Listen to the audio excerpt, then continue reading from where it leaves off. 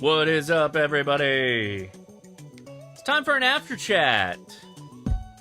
After chat is just a lot of fun, hanging out, doing the ham radio question and answers. That's what we're here for. Ham radio can be a tough hobby. We appreciate that. And we want to help you be as effective as you possibly can in getting on the air. So bear with us a minute. We're going to get things spun up here. Enjoy the memes as we start it all going.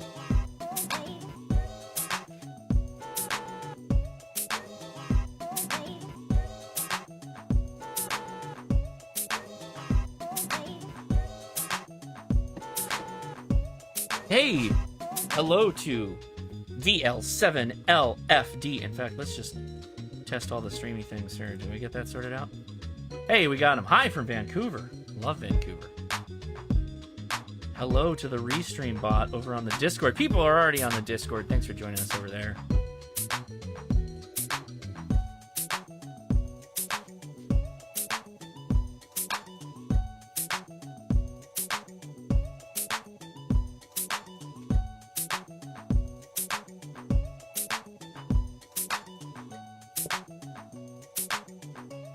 Howdy from the RF Field Tech. What's up, bud? Appreciate you. Appreciate your emails on the Discord HRCC podcast. Thanks for that, man.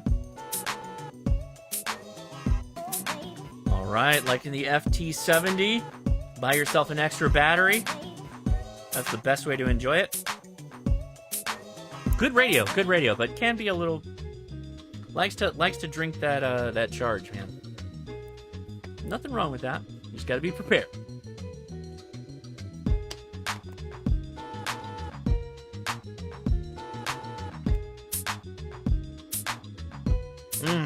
All right.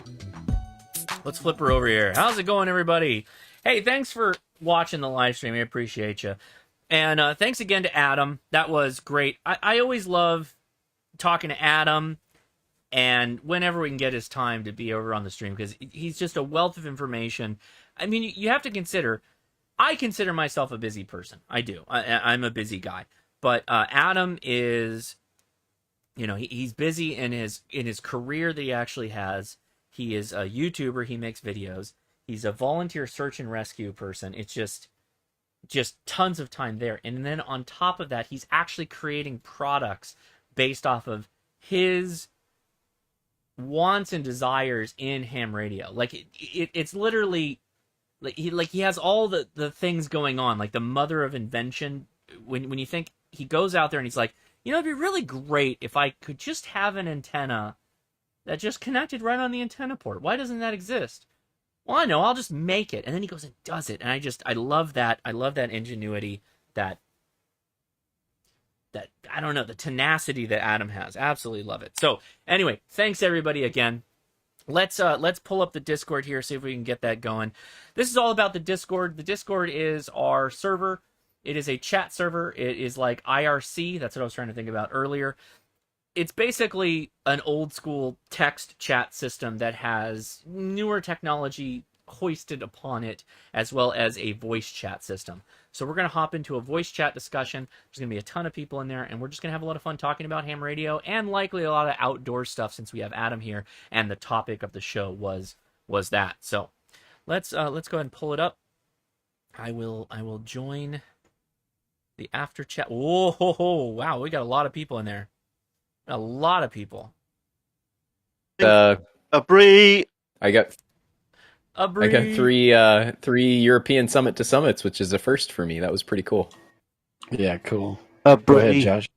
Hey, no, that's great. I appreciate you guys are kind of already getting things set up there. Already talking. Adam is already in the chat. I heard him among some of our regulars on the Discord, so I appreciate that. Got a super chat. We'll hit this right up front before we do anything else. Passed my technician exam on Thursday. Congratulations. Got interested in ham radio watching your videos and became a member of the ARRL. We'll be studying for general exam next. Love your videos. Congratulations. Nicely done. All the things. And thank you for the super chat. Very generous of you. Thank you. All right. So everybody on the Discord, how's it going? We all set for a fun little discussion here? Looks like a big group. Absolutely. We've already had it. That's it. Adam answered all the questions in record format because he's so efficient and effective.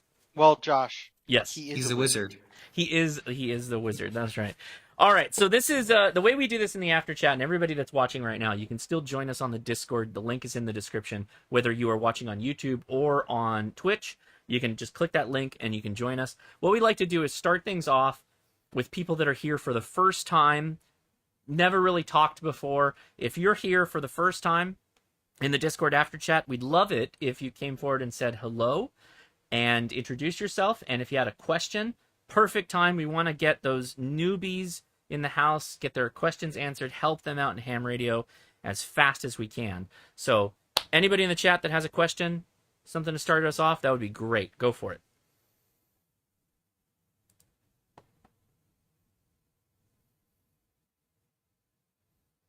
Nobody new in the house? All the regulars? There's got to be. I guess I'm new. We got a new person. Go ahead. Well, hi, I'm Jonathan, Kilo KM4CFT. I'm not like a new ham or anything. I'm an extra, actually. In 2 years, I have to renew for the first time. But I am a fan of Adam's antenna because I've been using it. Did a Poda activation today and actually got to use it in 39 single sideband contacts and 19 CW. I'm new to that too. Very nice. Combo. That's awesome. A combo job. Well, thank you for joining us. Appreciate you being the first person to break the ice. You get 100 internets for that. Do you have a question or anything? Not at the moment. I usually ask them in the Discord server, in the chat, in like the text servers whenever a question comes up. Well, feel free as we go along to hop in there with a voice. This is obviously kind of a live stream type format, so if you jump in there with voice, that's totally fine. We'd love to get your questions and answer them as best we can. All right. Anybody else? No, go for it. Yeah, I was gonna say we were talking earlier about soldering, and I do have a bit of experience with SMD soldering, and I thought I didn't get a chance to throw this in, but there are 4 techniques to SMD soldering that if you follow these, you will be a master at it. Which is 1 is more heat. The hotter it is, the better. Number 2 is less solder. And 3 is flux is magic. And 4 is use magnification. If you do that, then you're pretty much golden. What was 4? Magnification. Use magnification. Oh, sure. I'm actually looking. I need a good recommendation for a USB type of device, like a microscope, that I can put a project I'm working on. If somebody has a good one, not too expensive. I know these can get very expensive. Something I can use on the live stream, USB or HDMI is kind of what I'm looking for. That I can have a video perfect. That would be great if somebody could recommend me one. Well, check out Northridge Fix's operation. He does exactly what you're asking about, Josh. What's his name? Northridge, as in Northridge, California, but it's called Northridge Fix. He runs a repair shop for phones, iPads, all that stuff. Yeah, I kind of felt that might be the way I'd have to go, is to like look towards laptop repair or phone repair to find something that's worthwhile, that would be good. But I'm telling you, like a kit build video where I have something like that, because I have this crazy Jankapod. I'm using an overhead DSLR camera or mirrorless camera to do a lot of this stuff, and having a microscope that just had discrete output would be like top notch. Yeah, ask Louis Rossman how he does times a week. That's true so too. He's doing exactly what you're doing, and he sells that stuff at cost to new repair shops. I do love Louis Rossman. I don't know that he would actually reply to me if I ask him a question though, because he's so popular. I might be able to find you. We have a couple of these microscopes that also have I believe they have a output for HDMI. It's not pure HDMI. It's like a mini or one of those tiny HDMI connectors. I can ask one of my friends in the Virginia Tech ECE Design Studio if they can find out what model it is, and I can try to see if I can get it sent to you.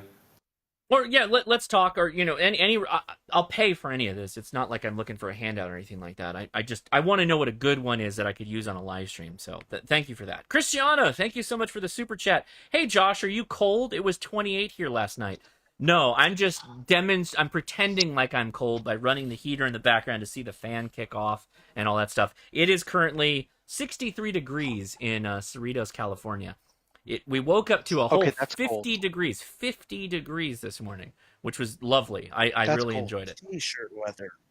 Yeah. Oh no, for me, yeah, I was rocking t-shirts all day. All right, so thank you for that. Now that I think about it, let's transition just a tad here. What I'd like to do, since we have Adam, and we obviously had a show topic on going outdoors with ham radio and being safe, and I know there was actually a couple of things that I know we didn't get to with Adam.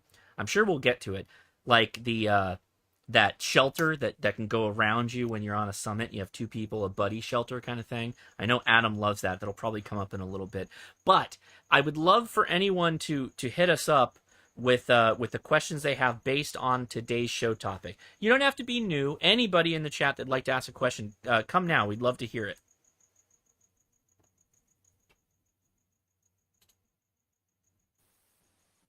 Question/idea for another camp out. Question/idea for another camp out. All right, here you go. Go for it. Evening, Josh. KO0HWV here. So, sadly, I can't make it to this camp out next year, but maybe next year, maybe in the spring, would you guys like to maybe do something up in Colorado? Because there's quite a few spots up here that I like. It's not. Twist my arm. Yeah, I love Colorado. Colorado is, if I was gonna move out of California, I personally would probably go to Colorado. I really like Colorado. With that said, a lot of the times when I do these like camp out events, it's because I can drive to them in like a day. I know I can't drive to Colorado in one day because I drove back with COVID. Fair enough. Can I make in a plug here? Yeah, go ahead. So, I think that you might want to look into Ham Radio Ventures. We are a club that's all over the country. We actually meet on Discord, and we are always looking for people to set up events where other hams, because if you set an event up, hams will come to it. We'll show up. It's like the Field of Dreams. You'll get people there to come play radio with you. And we do have some members that are in Colorado in the club. So the first one of these campouts Josh did was Mount Pacifico, and that's really was what kicked off Ham Radio Ventures. Yes, it did. But seriously, that's also a really good point, is that you don't need me to like kick off a local thing that you want to do. If you make it, hams will come. I promise you, hams will come. And you don't need like a YouTuber or somebody in the community that has some kind of clout or whatever. If you do it and you get it out there to people, you can use our Discord to share, hey, I'm going to do this event. Love people to come out. You'll get people. I promise you. Hams are down for that. Believe me. So consider doing it on your own. All right, Go ahead, comment. Oh, I was just going to say, like, I did just that with my club, the Washington, D.C. Amateur Radio Club, and every month now we do a Poda activation together. So, put out something local and see who comes. Yeah, we just started doing that here at in my club. We've done it. We did it last month and this month. And go ahead, Don. No, go ahead.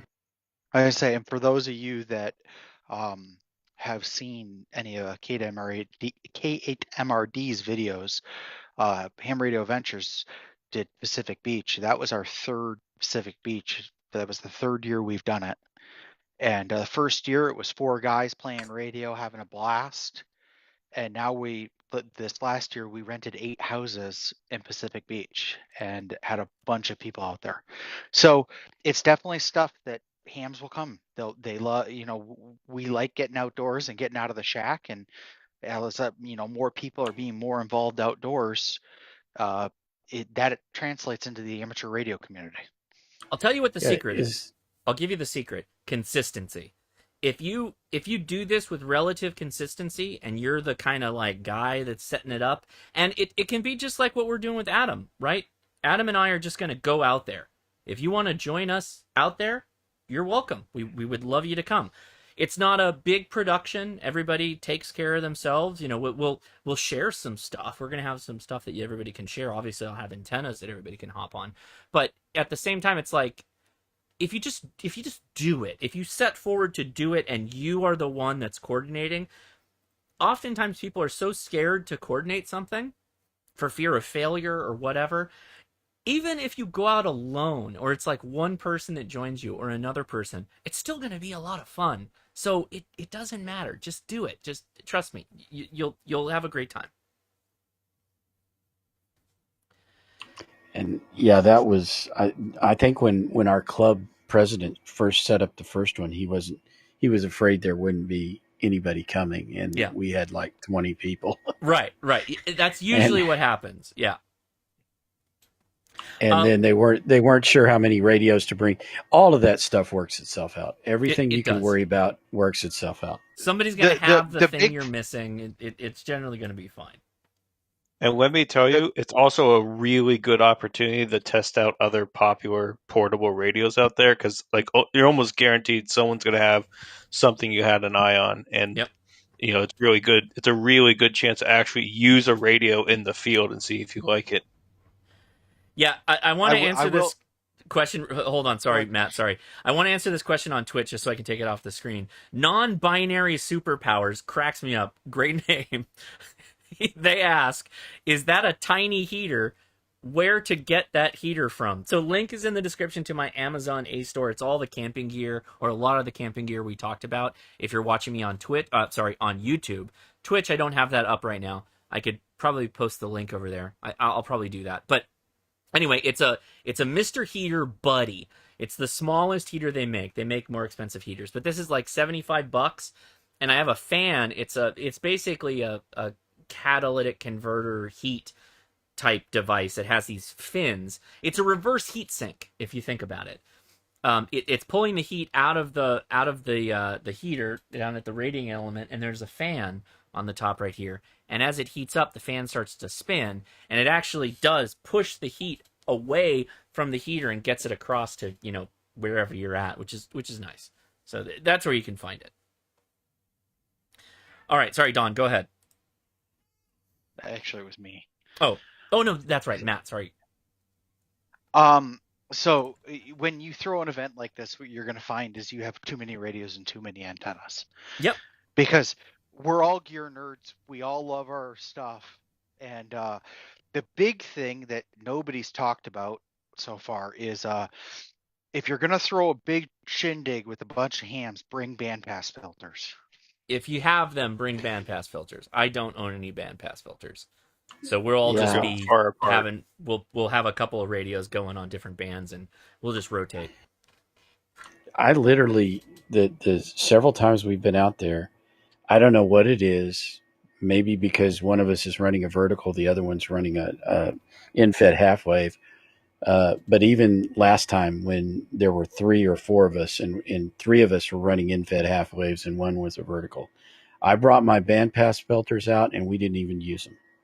And the only time we got mutual interference, believe it or not, was when somebody used a nano VNA. But the radios never interfered with each other. And we had a 7300, an FTDX10, a boat anchor, and then somebody brought a KX2. While that being said, I might reach out to DX Engineering and see if I can borrow one of their pentaplexers or something like that, because I will have the Buddy Hex, and that is designed for that. Like those radios go together like peas and carrots with that pentaplexer. I got to tell you, the pentaplexer on a DX Commander is sweet. You also need the bandpass filters, because you do. And the interesting thing with running the pentaplexer on the Buddy Hex is that 2015 and 10 are fine, but 10 and 15 interfere with 12 and 17. So like I don't know if it's the bandpass filters on 12 and 17 aren't as sharp and don't cut as much out, but you definitely can hear, like if somebody's doing FT8 on 10 and you're on 12, you can hear it. Yeah. But Okay. Well, it was definitely. I'll send a was message to definitely a K3LR really and be cool like, thing. "Hey man, help me out. I got a week. Help me out. What do you want? What should I do? We'll do a video. We'll do something." You can also you can very easily build bandpass filters out of a length of coax too. So I might look at that and see if I can put something together. I don't have any bandpass filters personally. This camping weekend is something that's just a fun thing for me. I think it's a stub filter. Okay. Pretty simple. The other cool thing about that Pentaplexer is that it's legal limit for all bands. Yeah, Adam, you need to show us how to build a Pentaplexer. We won't be running legal limit, I No, assume, thanks. on the mountain. Is my guess. Just my guess. All right, I do want to probably not. I know Adam does hang out often in the after chat, but I do want to take the most, advantageous that we can with this time. So if there's anybody in there that would like to talk about, gear for going outdoors, being safe when outdoors, having any questions like that, even ham radio questions based off of his depth of experience in being a portable operator, I would love to hear people come forward with their questions. So anybody in there, let's go with questions for Adam. If you got them, let's take it. Go ahead, Paul. Is there any special way to protect your radios against cold when you're camping? Cold. Is there anything you do special? Yeah, I don't. I think most of them are pretty resistant to cold. In and of itself, it's moisture that typically causes problems. Have you experienced an issue? Camping here in Florida, it's more about humidity. Yeah, so for moisture, there are some options there. I think the official rain cover for the KX2 is a plastic shower cap. That's at least what I've seen a lot of friends use on summits. Moisture off of the unit. It really is, and it works pretty well because it's a simple rain cover or moisture cover that goes on and off easy. It's not expensive, and I assume just a simple Ziploc bag would do a similar thing for you. Yeah, I do the Ziploc bags, but I think sometimes it's like with humidity here. As soon as the radio warms up, there's no humidity because it kind of burns it off. But when you're cold, it's a lot harder to get rid of. I would think, like frost or whatever. Yeah, so I haven't had any issues with frost. I'd say the closest issue I've had was on Winter Field Day. I've got a video for that on my channel. I think it was 2021 or 2019. I forget when I went out up Palm View Benchmark up in the Idlewild area. And I did leave the KX2 out overnight. I was, sleeping in the snow, and it was well below freezing, and there was a little bit of frost on it overnight, but I had it in the case, so it protected it pretty well. And I think cold typically doesn't have much of an impact on the radio. It's more the moisture that you're concerned about. Yeah.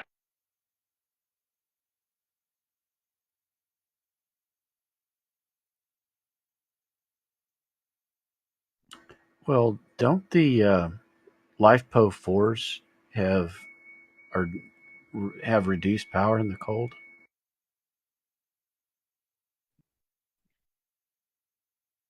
I think you can actually damage them if you try to charge them in the cold. I don't know as much about discharge. I would assume the same kind of applies. So it's probably wise to keep your batteries in close to your body heat and keep them warm that way, either in a pocket or in your sleeping bag or bivy sack or whatever you're using for your shelter. And yeah, as people are saying in the chat, you're going to lose battery capacity in the cold because you're going to slow down that chemical reaction. Yeah, batteries, water filters. We didn't mention that, but if you have a Sawyer filter, put that in your jacket pocket. We didn't mention when you get in your sleeping bag at night, wear all your clothes. Just wear everything, including possibly your puffer jacket. Just get in there with everything, and then you'll stay really warm that way, I promise. You'll stay much warmer.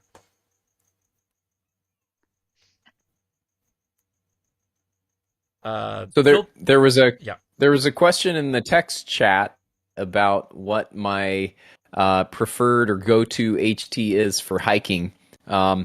I have a whole bunch of HTs, and I kind of mix it up a bit. But it depends a little bit on what I want to do with it. If my goal is to make some satellite contacts, I definitely need the dual band options. Either the ICOM, the THD 72, the dual band full duplex HT, or the Woshun the 9, I can't remember the number on it. The Woshun HT that is full duplex as well. Those are kind of my go-tos for if I want to use satellites and do some FM satellite operating. If I'm going to be in a spot where there's a lot of RF interference, I like to bring a Kenwood THK20A, I think is the model. It's a monoband 2-meter HT, and it does a better job than really any of the other HTs I have at rejecting interference from sites that have a lot of RF.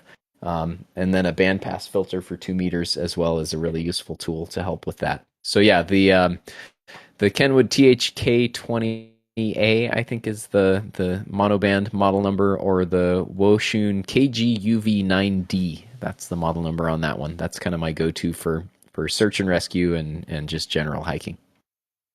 There was a question, is Thomas Mountain a Poda or soda? Would like to hear everyone on the air. It is both. Yep. It is both at the same time. So that's kind of why we want to go to Thomas Mountain. We're happy to diverge if weather won't allow people to get to Thomas Mountain, but that's kind of our goal to get there, because it's going to be a good setup if we get up there. All right. Anybody else in the chat with a question for Adam? Adam, a question on your cable. You've never really specified any of those awesome videos. 50 feet lowest loss VHF. Oh, 50 feet. Well, for portable or for home use? Portable, like as high as I can get it. Oh man, well, for starters, 50 feet's a lot. I probably would never bring 50 feet for portable use. Yeah. But for portable use, I use LMR 240, sometimes LMR 240 Ultraflex for VHF when I'm out portable, and I keep the run as short as possible, usually just 10, 15 feet or so. And if you do the math on losses for that, it's pretty minimal. Adam, I've never asked this question of you. I have always assumed that you do more soda than Poda. But do you do much Poda, or is it primarily soda? I do pretty much all soda. Poda for me is just kind of a collateral. I'll upload Poda logs for when I do a soda that's in a Poda, like today. Yeah. And occasionally I'll do just a Poda, just as an excuse to get out, or if I really want to bump up the contact numbers, I'll spot for Poda as well, because there's a lot of chasers there. So that's a really good point then, and should be something you should consider. If Adam is mostly activating from a large mountain, then getting a lot of vertical elevation on the antennas is not as important as if you're in like a not so great Poda activation spot where that elevation will help you, even if it's 30 feet, 40 feet, 50 feet plus, whatever. That's why you don't need to worry that much when you're up that high. For the Poda guys, if you're trunk portable, you could hypothetically have like LMR 400 flex, and then you could do 50 feet without any problem. You just keep that in mind. Like these are different situations. Like Adam is capitalizing on that higher elevation, and one of the reasons why he can do some really impressive contacts with it. For the Poda guys that are in the lowlands, or even worse, in like a valley or whatever in a park, then those are things you can consider. Yeah, that's a great point. And when you're doing a soda, your hike, or perhaps even in the case of Thomas Mountain, your drive in is your climb to the top of the tower. And the height above average terrain, or the terrain around you, is what affects your signal and your takeoff angle and all that good stuff. So use that to your advantage, and set your antennas up near terrain that drops away, and use that like a tower, because that's really what it is. I mean, if you think about Adam's kits, right? Adam's kit is a BNC connector with the transformer right on the end of the BNC that goes right on the radio. Why is that? Well, he's on a summit, and so he's on a tower. He's on a natural tower that is the mountain that he's on. So that's an important consideration. There is a question though. Douglas asks to Adam, what length of coax do you bring generally? I guess it depends on the antenna, of course, Adam, right? Yeah, as little as possible, sometimes none. And and that's the key, right? To have a 5-ounce kit that's a fully capable H radio, and then I add maybe a 6 or 7 ounce 10 or 12 foot telescopic pole, because I'm already on a 3,000 foot tower. Who cares how high the antenna is? I can go with a really small light kit if I don't bring any coax. So that's kind of the whole philosophy behind that matching unit that I designed and built. And yeah, just to minimize that coax and keep it out of the system. Keep it simple. We talked about this either last week or the week before in the after chat. Elecraft, for the longest time, preached the gospel of the BNC binding post. So BNC connector, red-black binding post. Then you took a length of wire that away and a black wire that away as the radial. And then you use the KX2 or KX3 or whatever, KX1, to tune out that wire. Well, if you think about what Adam's done, he has created a end-fed half-wave kit that you can buy, and the link is in the description on Amazon. Go check it out, where it's a multi-band antenna that's kind of sorted out a lot of that for you, so you don't necessarily need a tuner in a lot of cases for most of the bands to be able to get on the air. And it's literally for people that go and do soda and get high elevation type stuff. It'll work great for you, so consider that.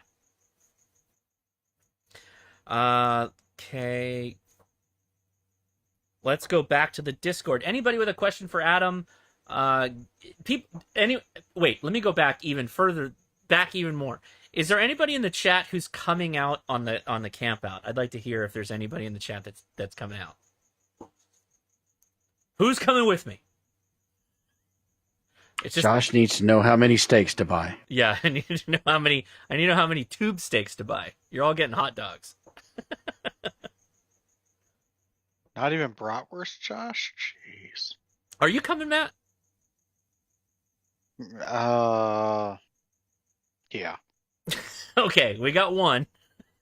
Are you bringing a radio, or I've got tons of antennas, so if you bring your KX3, you're gonna I'll have my go bag with me. Okay. Josh, Chris might have accidentally sent some stuff for me to your house. He did. So. He and I have already talked. He said, I'm sending some stuff for you, and I'm sending some stuff for Matt, and so just get it to where it's going, and it's no problem, Chris. I got it. It'll get to its final destination. And yes, you can play with my power film. Oh, well, I have a power film. Are you talking about a full? It's a fold panel. Yeah, it's the folding. It's either 60 or 100-watt folding panel. Okay, right on. And Anybody else? It's set up to interface with Power Mini. Oh, great, nice. Anybody else? Anybody else joining us on the Campout? I know there's a lot of people that are going that are not in the after chat right now, but I'm just curious if there's anybody in the after chat right now. I'm going. Who is that? Me down here. Yogi Bear, what's up, man? Yeah. I'm going. Right on. So, are you ready for the cold? Yeah, it'll be no problem. Okay. I'm the guy. I bought the electric blanket on Adam's suggestion. Oh, good. I already tried it out with my batteries, and it works fine. And yeah, I have extra blankets and everything, and I'm fine. Excellent. All right. Come on, Mike. It's not that far from England. Yeah, I'll start walking now. I think that'd be swimming, Mike. You'll make it in no time. If I go up to Scotland and see if I can, Scotland gets pretty cold. Well, I mean, England gets. I mean, the whole area gets cold, right? You guys get snow and stuff. So, I mean, you're kind of like this. I mean, caravanners know what that's like, right? Yeah, I used to bike in the cold, bike in the snow, and I went to a bike rally underneath Snowdon in North Wales, which is like the third biggest mountain in England. And yeah, minus 25 in a motorbike tent was cold. Yeah.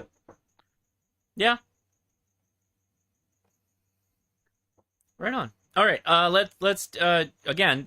Adam does hang out, so it's not like we got to completely capitalize on his time. But I would like to front load as much of the conversation on being prepared for getting. Oh, go ahead, Matt. Go ahead. I do have a question for Adam. Wonderful. Adam, how do you make your videos look so beautiful? He has good cameras.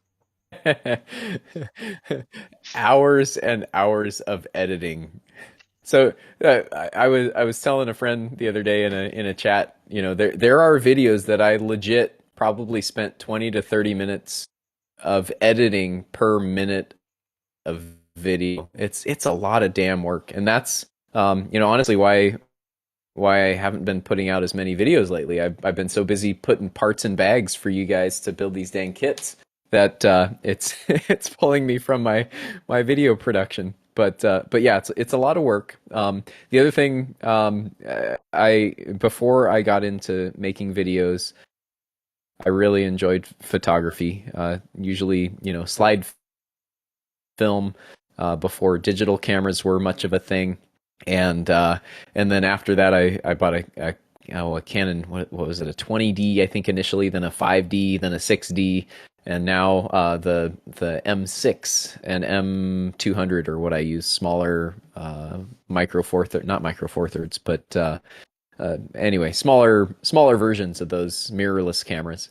And those cameras really give you some good lens options and allow you to do some fun stuff when you combine them with gimbals and stuff like that to get some better quality video, which I really enjoy doing, and hopefully I'll find some time to get back to it. Yeah, Adam does have very, very good video quality. Super 35. Speaking of Super 35, I'll talk about my camera that I'm going to be taking on the Campout in a little bit. There was a question in the chat from Ranting Raven. Thanks for watching, Ranting Raven. Just curious, Adam, what electric blanket do you have? I've been looking for 12-volt blankets. I don't have one anymore. I had one in the past before I had the four-wheel camper, probably 12, 13 years ago. And it was a 12-volt one. I have no idea what the model was or anything, but it was the great thing about it, and what I loved about it was that when I was camping in really cold temperatures, I could put that in kind of the middle of all of my bedding and preheat the bed before I crawled in. And I could just turn it up. Once I was in, I was good. I could turn it off and I'd stay Right. warm all night with a decent sleeping bag. But just that fact of having that bed pre-warmed made such a huge difference in being able to fall asleep and stay warm and comfortable the whole night. That initial hit, like when you get into a cold bed, like that's sucking all the heat out of you to warm it up. And you're using the layers that you have in between your pad and your quilt or your sleeping bag to warm that up. That takes a little while. And sometimes people can never get out of that phase where they're just constantly in this heat cycle that their body is just constantly getting zapped. And so if you preheat everything with an electric blanket, heck yeah. That's how people used hot water bottles back in the past. Yep. Oh yeah, I've done that too. That's a great tool. You know, you can when you're out, camping or backpacking and you're really cold or can't seem to get warm, just heat up an Nalgene bottle and make sure it doesn't leak and toss that in the bottom of your sleeping bag or down in your midsection area and warm yourself up real good. The thermal properties of water is amazing. Water is amazing. I did remember that I need to go grab something from the shack or the office to talk about coffee, because that was the big thing we wrapped up with. We got to talk about the coffee. So let me. Yes, and is the Buddy Hex worth it? That was the other thing. That was the other. Is the Buddy Hex worth it? So, Adam, do you want to start talking? Yeah, sure thing. I got it. Okay. So interesting comment, Rob.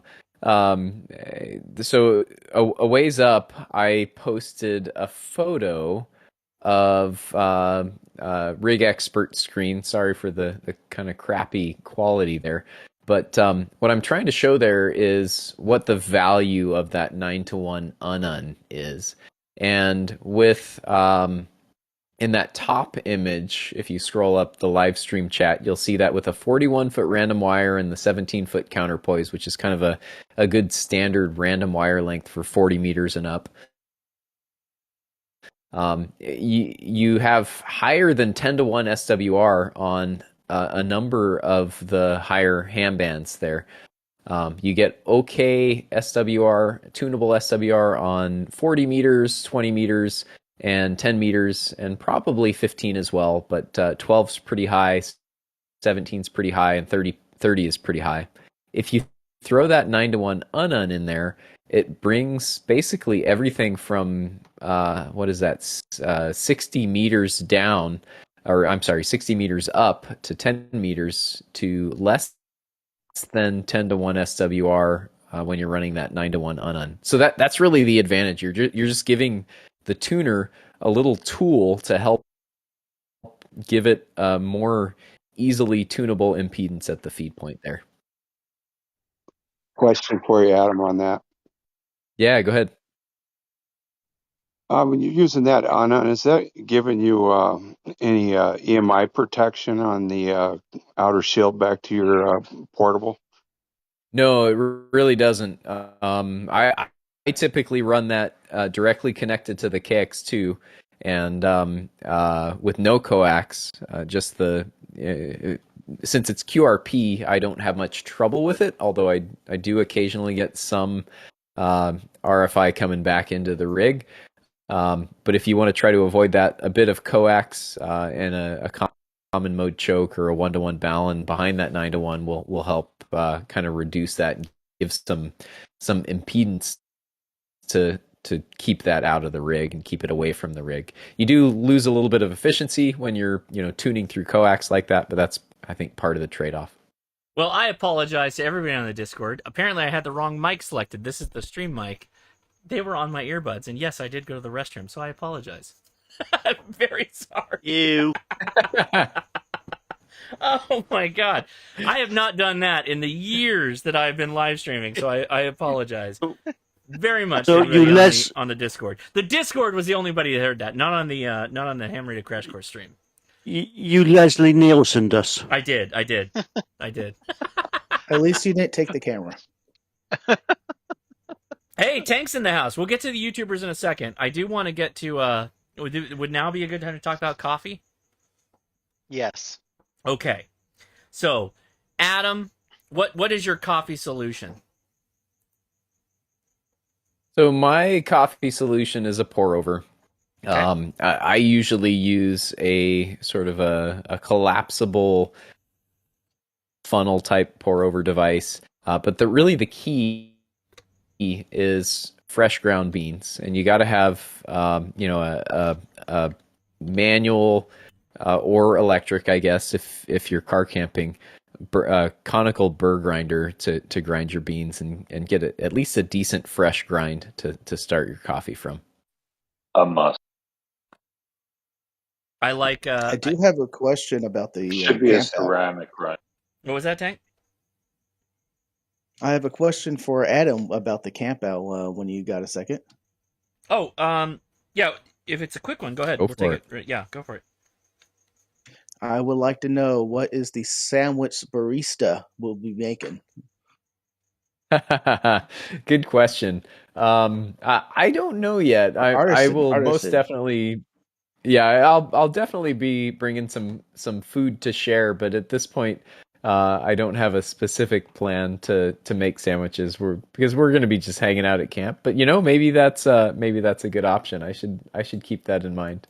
Every trip, the 2 trips I've been out there with you, your sandwiches were almost one of the pinnacle things about hanging out and going out and doing all those podas. They were amazing each and every time. Well, thank you, Frank. I appreciate that. All right. So, for coffee, two things.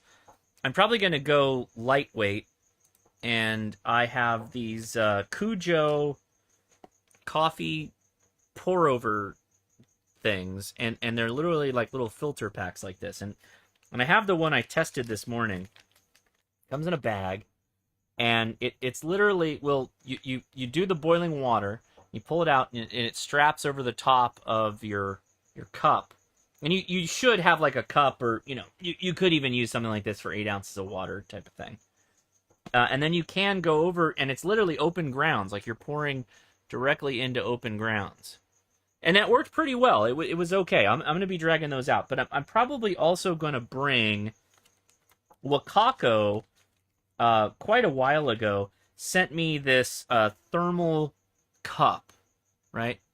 And the thermal cup comes with this O-ring collar, and the collar is literally a screw, like it screws, right? So what you do with this, it's actually kind of cool.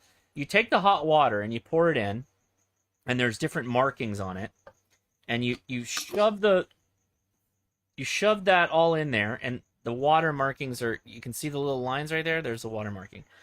You take the coffee basket, and it's almost like a portafilter for like espresso, right? It's literally micro mesh portafilter, and you slap on top there's a little guide, and there's a scoop, and you take the scoop and you can dose appropriately for the coffee, and then you take the top filter, and then in the boiling water you take the basket with the coffee and you drop it in, and it'll suppress to the bottom, and then there's another vacuum lid because it's got an O-ring. You put it on top, and then you start twisting. And what this does is it pulls the coffee through the water, and it makes a completely fantastic cup of coffee. Really, really, really good cup of coffee. I used to use this almost daily until I got a really, really nice pour-over system with a really nice grinder. So for a portable grinder setup, you take this, boom, then you got your coffee down there. You take the lid off the top of this guy, you put it on that, and there you go. Like that's the whole jam right there. It actually works really, really well. I was pretty impressed by this. I did a review on this on my channel some time ago, so if you're interested in that, you can check it out. But yeah, it's the Wakako. I don't remember what they called this thing. Pippa Mocha. Pippa Mocha, that's right. Yeah, that's it. Yeah, it's right there. I use one of those every day in the classroom right before our class to make coffee. They work really well. They're not ideal. It's 1 cup at a time, but it works well. Yeah, it kind of reminds me of a portable AeroPress is kind of what it reminds me of. Yeah, and so it just packs up. Yeah, like the somebody else mentioned the AeroPress, and the AeroPress is awesome for just how easy it is to clean up. You know, you plunge the coffee puck out of there and it's done. Yeah. I mean, you do the same thing with that, with the People Mocha. You just, shake Oh yeah, it, yeah. and it pops right out of the little portafilter kind of thing. They're both very similar. I bought one of those They work one of those. really well. Oh, that's something we didn't talk about. Adam, what's your preferred camping chair? The Helinox Sunset Chair. It's I just posted a link to the REI page in the chat, and it's expensive, yes. You can probably find similar, non-name brand ones, but the thing I really like about it is that it's got a high enough back to where I can lay my head back and I can fall asleep around the campfire if the situation allows. Mine does not allow that. I have the chair Arrow, which is the super lightweight one. Yep, the Helinox Sunset Chair, pretty solid. It's a good one. Hey Adam, I got a question. Yeah, go ahead. There's a 100-watt end-fed elephant in the room. I heard you talk about kits, and I wasn't just blowing smoke. I did go look for that kit on Amazon. When's your 100-watt kit coming out? Very soon. I've been working on putting parts in bags, and I will most likely be sending the first batch to Amazon on Monday. So I don't know how long it'll take them to, accept into stock and post them for sale, but the first batch will be available in the relatively near future. I can post some photos of that in the chat. It uses a pretty cool toroid that is about it's the same diameter as a FT140-43. And it is about 2 times as tall in height, and it's about 3 times the mass. So it seems to handle 100 watts pretty well. I was running it today, 100 watt CW, and had no issues at all with it getting hot or having any issues. So I just posted a photo to the chat there. The toroid on the right is the FT140-43, and the toroid I'm using is the one on the left there, which you can see has a smaller inner diameter and twice the height as the other one there. Thank you, sir. This is Bill K0WHW. Thanks a lot. Oh, good to see. I thought I recognized that voice. Good to hear you, Bill. And I look forward to the next time we get to go out and camp and play in the woods. Outstanding. Another thing too, people were talking about the bandpass filters. I was interfering with Adam, and he just showed me a way to rearrange my antenna. So that's another thing to consider. Just arranging the antennas so they're not interfering with each other. Yeah. We'll so you have nulls off end of yep. So you got nulls off the end of the wire, right? So if you're running a horizontally polarized antenna, if you point the ends of the wires at each other, you end up with a pretty good attenuation off the ends. Question for you, Adam. Go ahead. Is there any chance on seeing a revisit of that hiking pole Yagi? I haven't done a hiking pole Yagi. All of my Yagis have either been arrowshaft boom or C-channel aluminum boom. And, I periodically bring out the 6-element 2-meter and the 5-element 6-meter Yagis. Those are a lot of fun. And I am working on that's going to have a square carbon fiber boom to try to make that relatively light and something that gives me better attenuation and separation from the 2-meter and 70 centimeter sides, because I really want to get to where I can start working some linear satellites, and I need to be able to hear myself on the downlink. Yeah. You're speaking my language, and honestly, I can't afford to experiment with that carbon fiber. I need you to do it for me. Fair enough. Well, I just bought some. They were relatively cheap. I don't remember what I paid for them, but it's kind of square tubing. I think 8 or 10 millimeter, and I got a size that nests into the next larger size, so I can make a sectioned boom. And made in fishing terms, it's called a ferrule. You have a kind of a larger outer section that fits over a smaller inner section. And I used some magnets to kind of help hold the two together, gluing some magnets into each of the pieces. And it seems to work pretty well. I just need to finish up my design in the antenna modeling software, and then cut the elements and drill the holes and put everything together. That would be awesome. Thanks to Callum and individuals like yourself, many of us have had to relearn that modeling software. Boy, is it fun. It sure is, and it's a really useful tool to just figure out what the heck's going on with your antenna. All right, well, keep the questions coming. Okay. Anything in there for Adam? We would love to answer more, getting outdoors and being safe while doing it.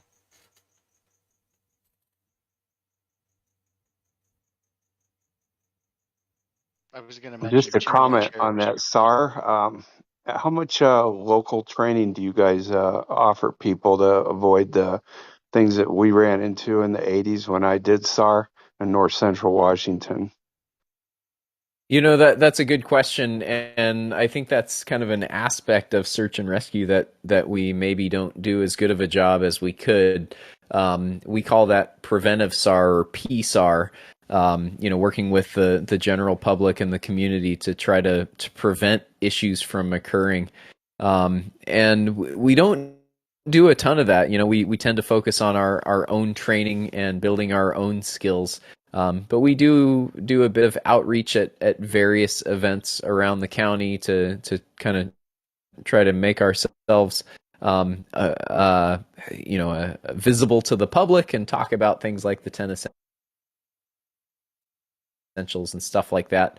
But that's a piece of search and rescue that I think could be really helpful to reduce the number of incidents that we have to respond to.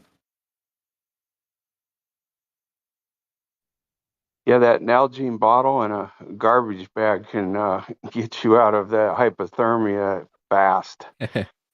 Yeah, the garbage bag is what we call a vapor barrier liner. Something that blocks the evaporative cooling, and if you can control that, you can contain a lot of heat.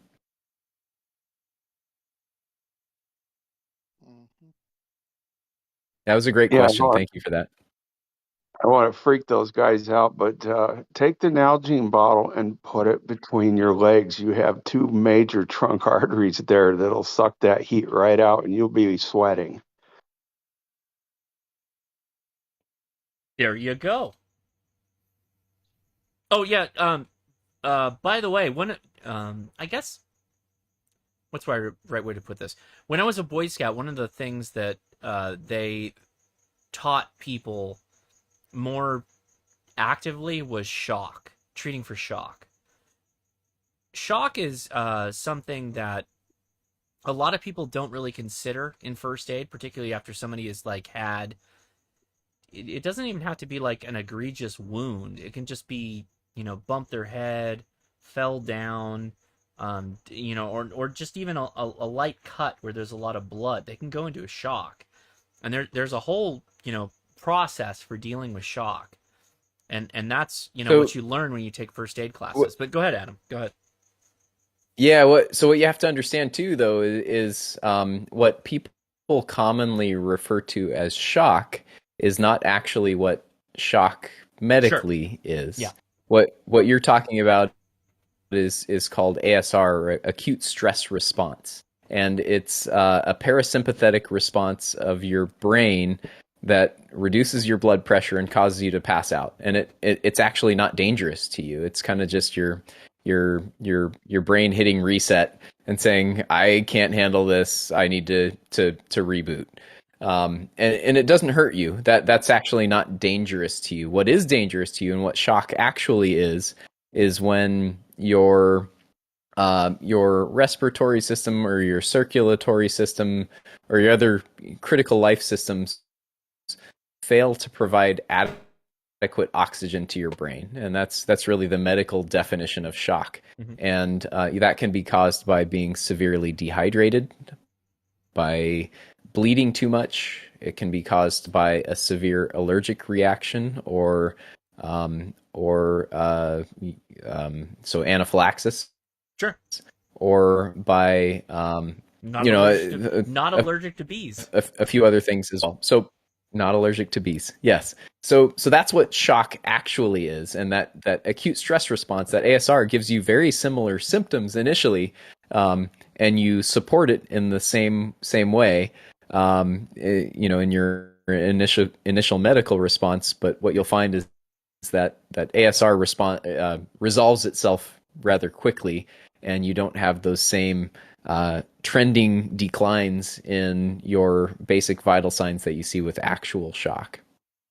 Well, thank you for the clarification. That's great. No, that's a good point. Very good. I think you brought this up before, Adam, about the thermal blankets, and everybody should have those with them in their car, hiking, fishing.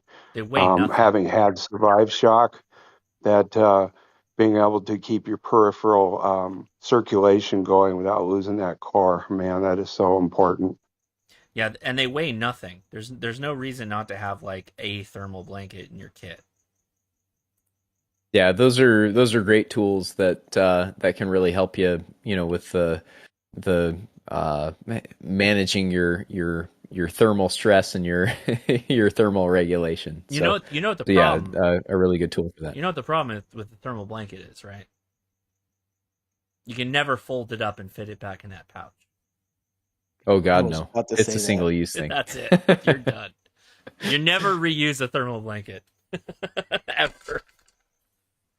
Challenge accepted. Yeah. Please. Sam used those as a ground Make plane, a video by the of way, you just so refolding a thermal blanket and getting it back in the pouch. So, I would love to see it. Funny story. I worked at REI for about a year, and one of the similar challenges that we would get was when someone in the store decided to take one of the inflatable sleeping pads out of its sort of plastic sleeve that it goes into. You're done. And we wanted to get it back in. But those things are like freaking vacuumed, right? To get them to go that small. And in the process, I learned how to get your inflatable sleeping pads really small. Is that where you do like a suck and then twist it close and then suck and twist it close? Or the key is to fold it first. Fold it up into a small sort of square or rectangle that you can kneel on or sit on. Okay. And squeeze the air out. And then, so once you've squeezed all the air out, you close the valve again, and then you spread it all back out. You fold it the way it needs to roll up, and then you roll it. And as you roll it, you kind of kneel on it and squish it as you go.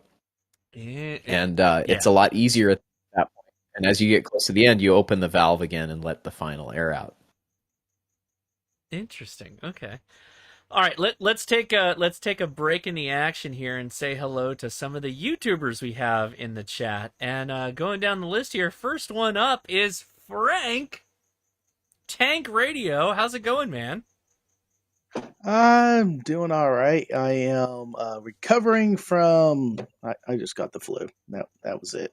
It was just the flu. It wasn't something else. It was just the flu. Got tested, and it was only the flu. I almost went to a park in Poda and be like, I'm trying to be like my hero Josh, but I can't drive across country. I did not do that to be like cool. I did that because I wanted to go home, Frank. That was not, I know. But that was so epic, though. You got COVID. Well, I'm just going to drive across country and Poda on the way home. Yet I failed 3 times out of 4.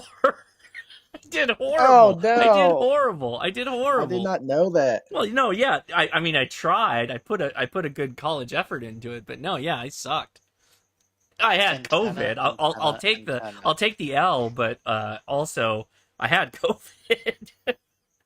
But hey, Frank, what are you up to, man? What's going on with your channel? What are you I up to?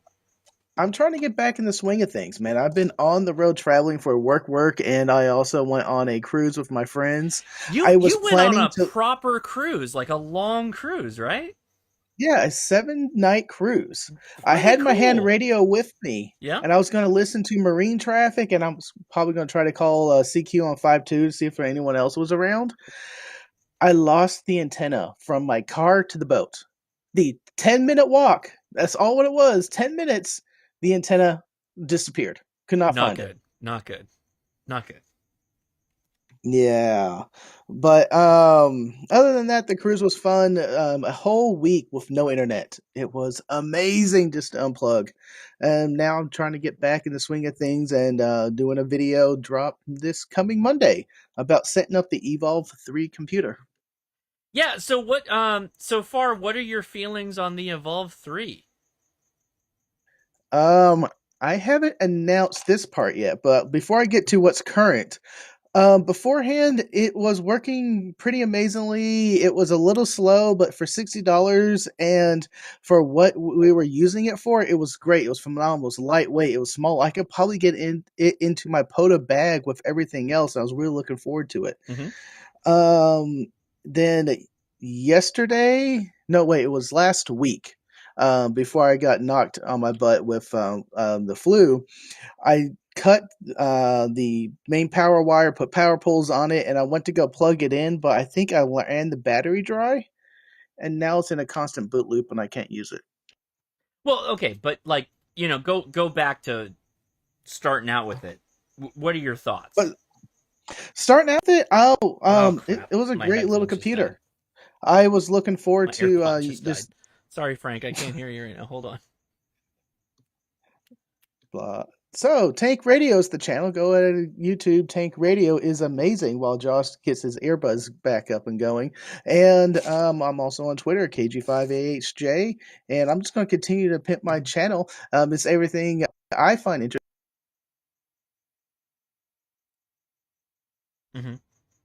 I am back. Are you back? Okay, hold on. The audio just dropped out. Hold on. I gotta fix that. How about now? Go ahead, Frank. Ah, crap. Yes. There it is. Okay, we got Audio you. test. We got 1, you. 2, 3. Audio This test. is Tank Radio. We're doing it live. Hot All right. live content. Sorry, I lost you, but now you're back. Go for it. It feels like I'm on a Ham Radio 2.0 channel having audio issues. Oh, well, I am very much like, this is my avant-garde setup. Like, I'm like, I'm 10 feet plus away from my camera right now, and I literally have a boom mic right off to my side. This is, I'll take a picture of how crazy this setup is, but yeah. Anyway, go. What were your thoughts again on the Evolve 3? Sorry, I lost you there. It's cool. I love how small it is. I love how light it is. I love it charges off a clean 12 volts. So you plug it into your battery system and you just keep going with it. That was the main gripe I had with hauling out any other laptop or Surface out there is I couldn't just, the battery's getting low. Let me put it on my battery system, which was been charged by the solar array all day. By then, it's like, I got to move to my phone or I'm done playing radio for the day because I can't log. Right. I liked it for that aspect. I got FT8 on it working. I had the DigiRig and G90 working on it. And I was enjoying it. And the size of it, I was literally could throw it into my radio go kit and I didn't need a new bag for it. So I really like that part. If I could get everything into one bag, I could pick up the radio bag and then just head to a park and know everything's in there. Yeah, and it's cheap as hell. So if you lose it, like it's Baofeng territory of laptop. Like it is like to the point where it's like, I don't care if I lose this thing. Who cares? Like if I lose it in a lake, who cares? There was one thing I found interesting on it. I wanted to play with it more to understand it. Is when I was running FT8 and when the antenna was at a certain angle, or when I was sitting next to the antenna at a certain angle, the touchpad will kind of go crazy. Okay. And I was able to eliminate by just moving the antenna around. But I was just kind of trying to change my directionality of the dipole I had in my backyard, so I was just playing with it. And then I realized at one point the touchpad was kind of going crazy. So other than that, it was fine. Yeah. I had the same thing happen with mine when I did FT8 inside my house. Yeah, I wanted to dig into it so I can do a little quick video on it, but now my Evolve is not booting. And what did you say it was doing? It's in a constant boot loop. So it boots up, it goes to a script, say counting down to, I guess, load Windows, and before it hits 0, it just boots again.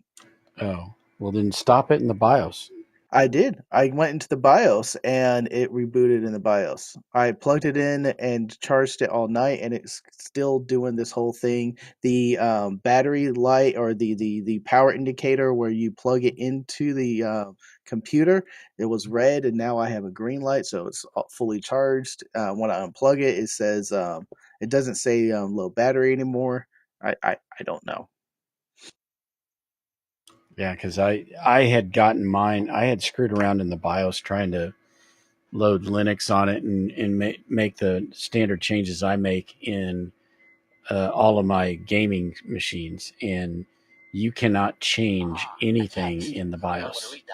Really? Yeah, you can't. If you do, it will start boot looping. It does all kinds of things, and in some cases, it won't even power up. Is there a way to physically reset it? Yeah, there's a way to factory reset it. I can't remember right now. I think there's there's a BIOS option for like just reset to factory settings or something. Yeah, well, I have like 5 seconds for when it gets to the BIOS to do anything. Yeah, it's the very last screen. Go to the last screen where it says like boot options, and at the very bottom it'll say reset or reset BIOS options, and hit that, and let it reboot. But if it, yeah, I had all kinds of hell with it once I tried to change something in the BIOS.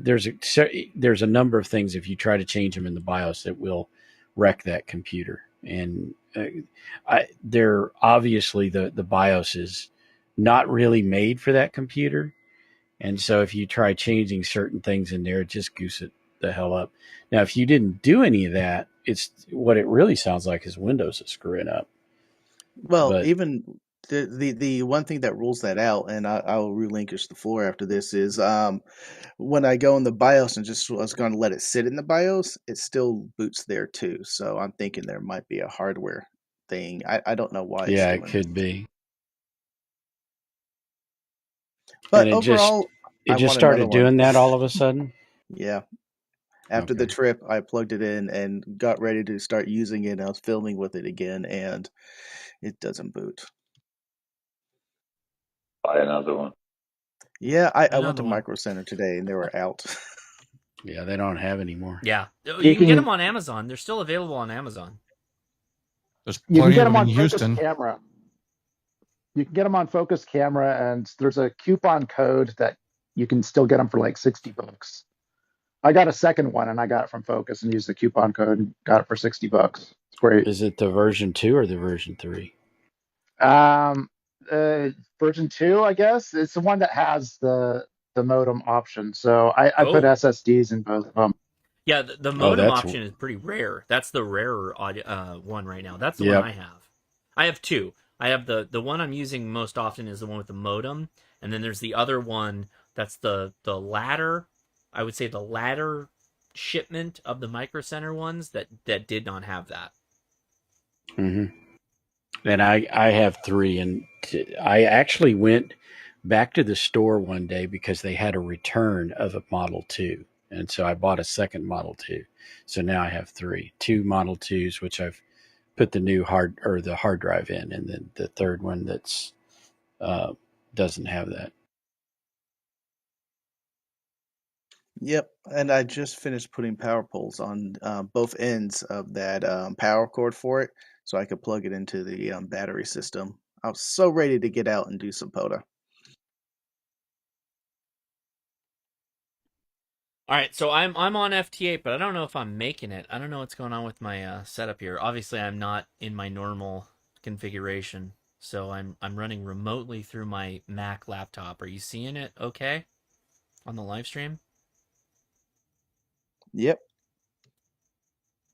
Okay, good. Are you on 40? I am on 40 right now. Let me know if you can hear me out No, there. I'll look for you All right. on my new radio. But Oh, anyway, what's your new radio, Don? oh, I thought.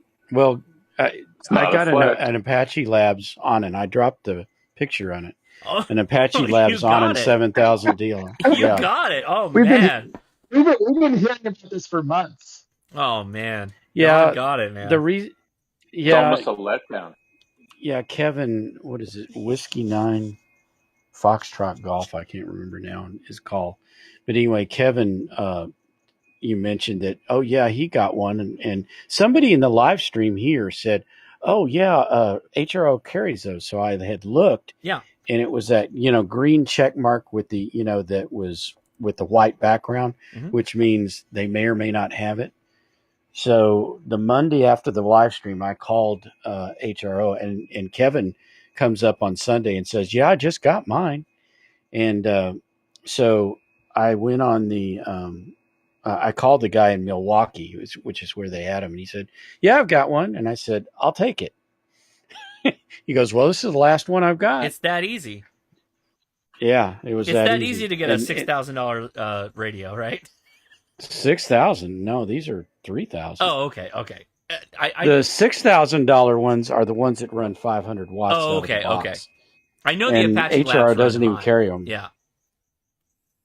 Yeah, this one's only $29.95, I think. So Yeah, only 3 well, Only 3,000. well, I mean, Why how did much is a Buddy Why Hex? didn't you And I'll get the take one of those 6,000? too. That's 1,200. That's way less. Yeah, that's nothing. That's way less. Yeah, but you can't get those either. You can. I've been on the waiting list for how long now? Long time. Yeah, a long time. But it sounds like he's getting stuff sorted out where he's shipping more. So Yeah. Well, I know Larry's gotten one recently. Josh has gotten one. There's a couple of guys I've seen that have gotten them. So I know Chris is doing it. It's just it's just like Apache Labs. They're so backed up, and he can't produce. He can produce 2 Buddy Hexes a day, and because he can only put one guy on them, and they take between 4 and 5 hours each to make from from start to finish, and he can't put all of his crew on that because he's got to manufacture all the other things he sells, and one of the guys has to pack stuff to ship. So the Buddy Hex was way more popular than I think he ever thought it would be. Yeah. So he's a victim of it's a victim of his own success with the antenna. His model previously was make 20 antennas and that will last a few months, and bad planning. Yeah, Chris got hit by a ton of YouTubers making videos about all of his stuff, and now he has like a lot of people that are looking at his stuff as being pretty cool antennas. Like in general, pretty cool antennas. Because they are. Yeah. And he the other big thing that happened is he was a real niche kind of thing. People would go to him for de-expeditions and, I'm going to be traveling. I need an antenna. And in the time period of COVID, Poda took off. Yeah.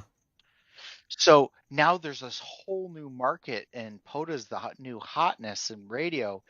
And he just, the area he manufactured, the location his shops at, the labor problems he runs into, he can't hire a whole bunch of people because nobody wants to work. Not even Intel can hire people right now. Right. Yeah, it's true. Yeah. So if they're not able to get manufacturing people, how is a little guy like Chris, who has like 4 people in his shop, including him.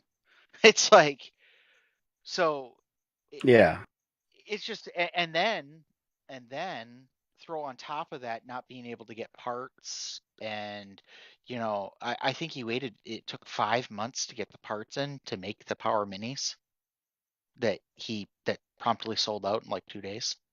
Yeah, and I was thankful to think, get one. I've been waiting for one of those for a while. and it was like he made like, I think he had enough stuff to make like 200 of them. He's like, yeah, I should be okay for a while. And he put them up on the website, and Mike dropped his review video of it. Gone. And they were gone the next day. Yeah. And he called me. He's like, I don't know what to do. He's like, I can't. I'm like, well, this is not a bad problem to have. He just needs to hire more. Well, I mean, he may have to pay people a little bit more. Like, to be honest, I don't know. I don't know. I haven't talked to him, and I haven't got into the. No one's offering me to come help them out with their business, but at the same time, that's a little bit about what I do. Well, that's kind of my background. Yeah, well, I know that at the beginning of the year, his shipping manager, the guy had been with him for like 4 years. Right. His shipping manager walked up to him and was like, Intel offered me this much and this benefits package, and Chris looked at it and was like, I can't compete with that. Right. Yeah. So it's just, it's small business woes, and he'll get through it. He was a niche market. Now he makes awesome antennas and has a whole bunch of people on YouTube that talk about them. So I would say the marketing's working well. I'm still kicking myself every day for not taking him up on that offer, though. But I would say if you got on the list, check your email, because I got on the list in like March or April time frame, and last month I got an offer for one from him. Oh, I've been on longer than that. So all right. Let me take it. I need to talk to him, Con. Let me get in here. Let me get in here, because go ahead. still trying to do the YouTube. We got to hit all the YouTubers. Scott, are you still there, man? Yeah, I'm still here, man. Is that a guitar I hear in the background? You just got bored and started playing guitar? No, it's my stupid Windows machine was making weird noises. I was on a different window or something. How you doing, man?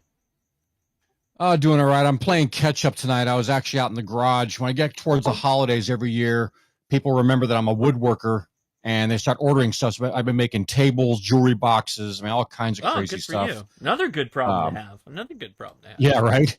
I'm gonna drop this in the chat here real quick. This is something I just got finished making.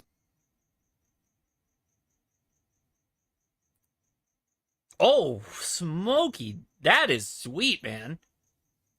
Yeah, it's the first time I've ever inlaid copper into a woodworking project. Can I ask you, like, what did that cost the person that made that?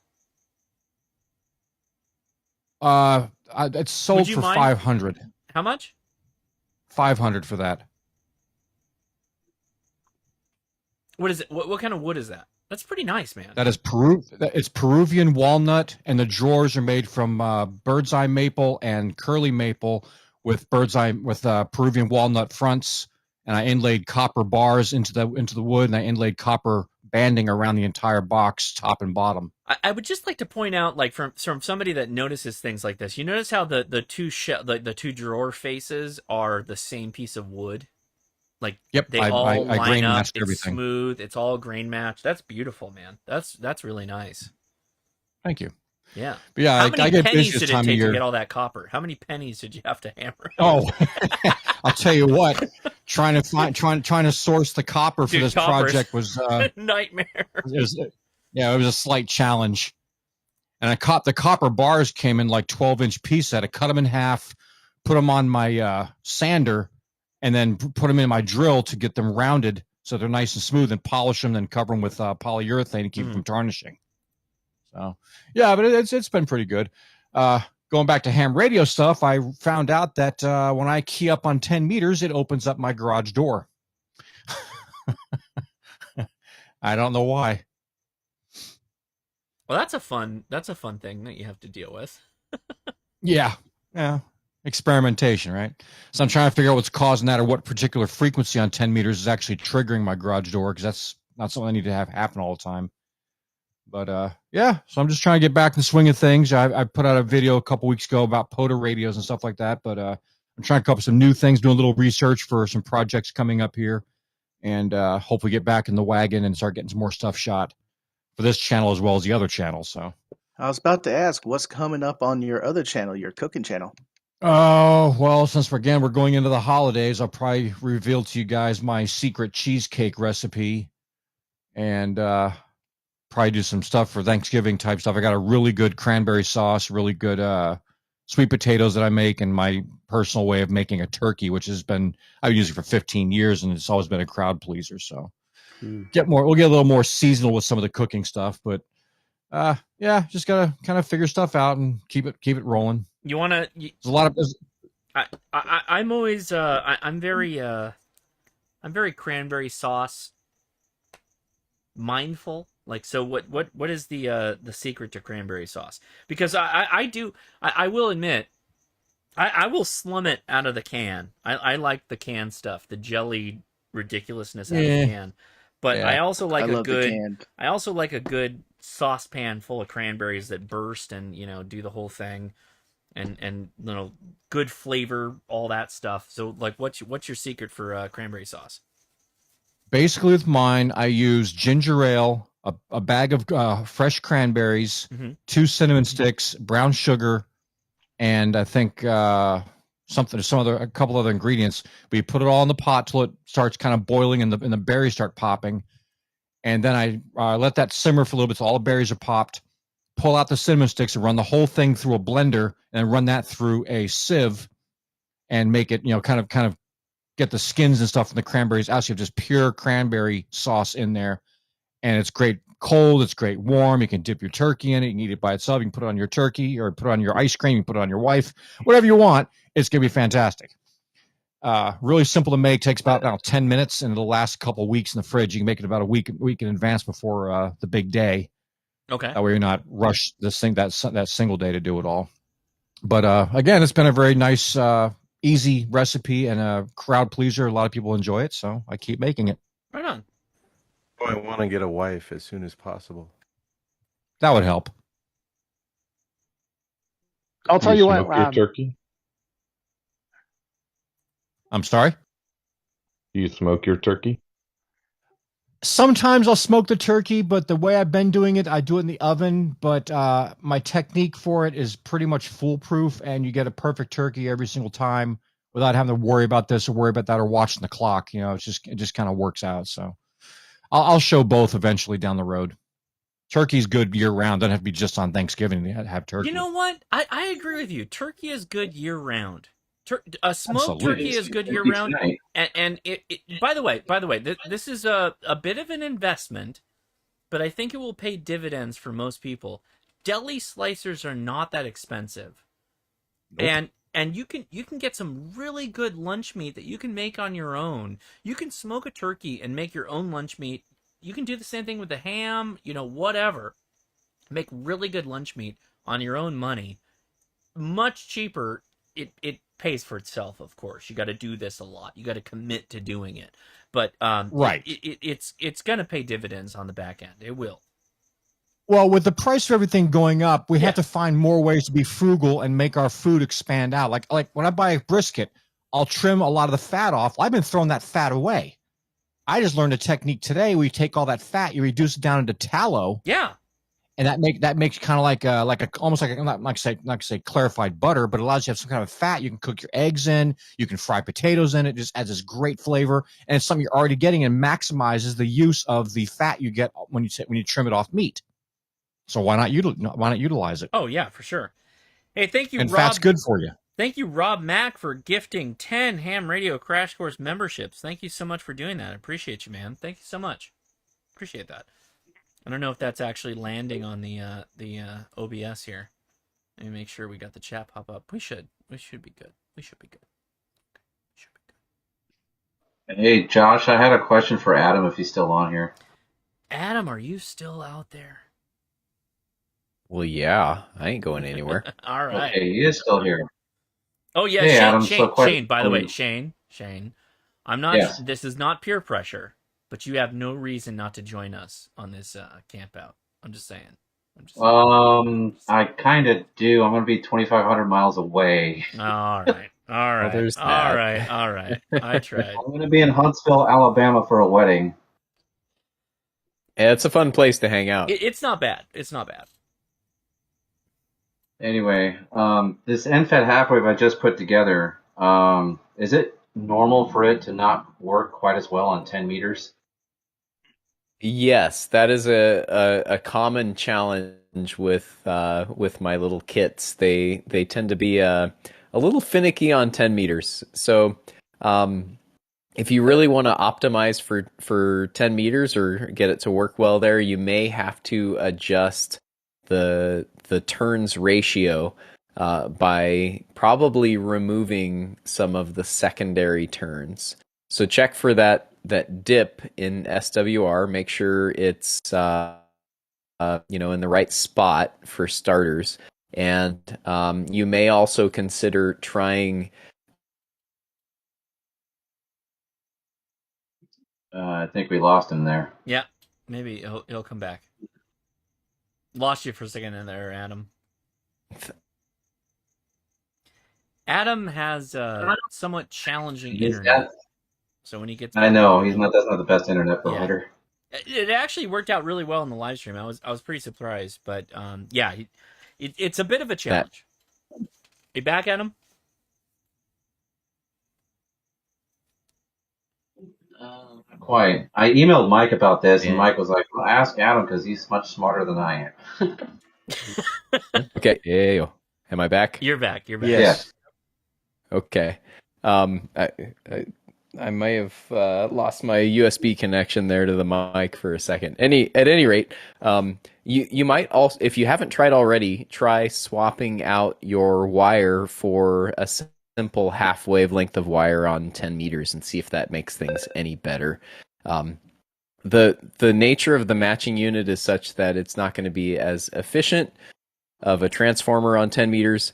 And you may need to, if you want to focus on 10 meters, you may need to adjust the turns ratio to optimize the transformance for what it really needs and wants on 10 meters. So you can do that by looking at the resistive impedance that's presented at resonance through either your nano VNA or your rig expert, whatever you're using to measure the antenna. And if it's below 50 ohms, then consider removing a turn or two from the secondary coil. I'd be happy to send you some extra heat shrink if you need it to recoat the unit. But most likely it'll need fewer secondary turns or less of a turns ratio to get you down to that perfect 50 ohm impedance. Okay, and speaking of that heat shrink, where can I get some of that stuff? Send me an email. I'd be happy to send you a small section of spare heat shrink free of charge. Not a problem at all. That'd be fantastic. They use this. It's like a really shiny material type of heat shrink they use on batteries. And I put it on too early because I had to cut it off to redo my solder joints. And I don't know where to get that stuff, except for Amazon. Okay, is this one of my kits, or is this a different kit? No, this is Coffee and Ham Radio's Apollo. Okay. I wouldn't have the right size heat shrink for that. On mine, I use a 3-to-1 adhesive lined heat shrink, which is kind of gives you this nice rubber external coating. What they're using is a battery pack heat shrink, which is just a heat shrink plastic, and I don't know what size they use. But if you could reach out to them and ask, what size they're using, and it's pretty cheap to order that stuff on Amazon. You just need a heat gun or some kind of heat source to shrink it down. Yeah, Steve. You could get like a 2-liter bottle of soda, and just drink it, and then cut it into a cylinder and put that around your your antenna winder, and take a heat gun to that and see if that'll shrink it. That's marine grade heat shrink that Adam's talking about. Yeah, with that's what I adhesive, use in my with kits. I use the 3-to-1 adhesive lined, if you want to call it marine grade. I think that's typically what marine grade heat shrink is. It's that 3-to-1 heat shrink with the adhesive in it, and it's really good stuff. I mean, if you're going to buy heat shrink, spend a little extra money and get that because it's worth it. Okay. Well, in any case, for 20 and 40, that thing is banging. I mean, I got S9 signal reports from Boston, Massachusetts, and I worked Victor Echo 8 Golf Echo Romeo yesterday afternoon on 20, and I just hung it up in a tree, and it worked gangbusters. Yeah, I'm not going to try to claim it's a miracle antenna because it doesn't defy any laws of physics or anything. And there are certainly some losses in that matching unit, probably 1.5 dB or so of loss. But you make up for that with not having any coax between that and the rig, and beyond that, it functions pretty well. I really like it. I think it's a good tool for the job. Well, you make up for it in Oh, yeah. simplicity. Yes. It's a simple. Again, all antennas are a compromise, right? Hopefully, everybody knows that. Like we live in a world where there's no black magic in antennas. Nobody's going to come up with something that's like, oh, we've never thought of this before. Literally every antenna that most people are working on or considering is based off of the science that already exists in this space. There's no surprises or new things. It's literally, and I think. Go ahead. I think you got to appreciate too that that there is no magic antenna. You see things that are thrown out there at hamfests and such. This new miracle antenna that's gonna do all these things and be really small and incredibly efficient and perform incredibly well. And your HOA will never see it. That's right. Yeah. But every antenna is a compromise, and the three primary things you're trading off between are physical size, radiation efficiency, and bandwidth or multiband functionality.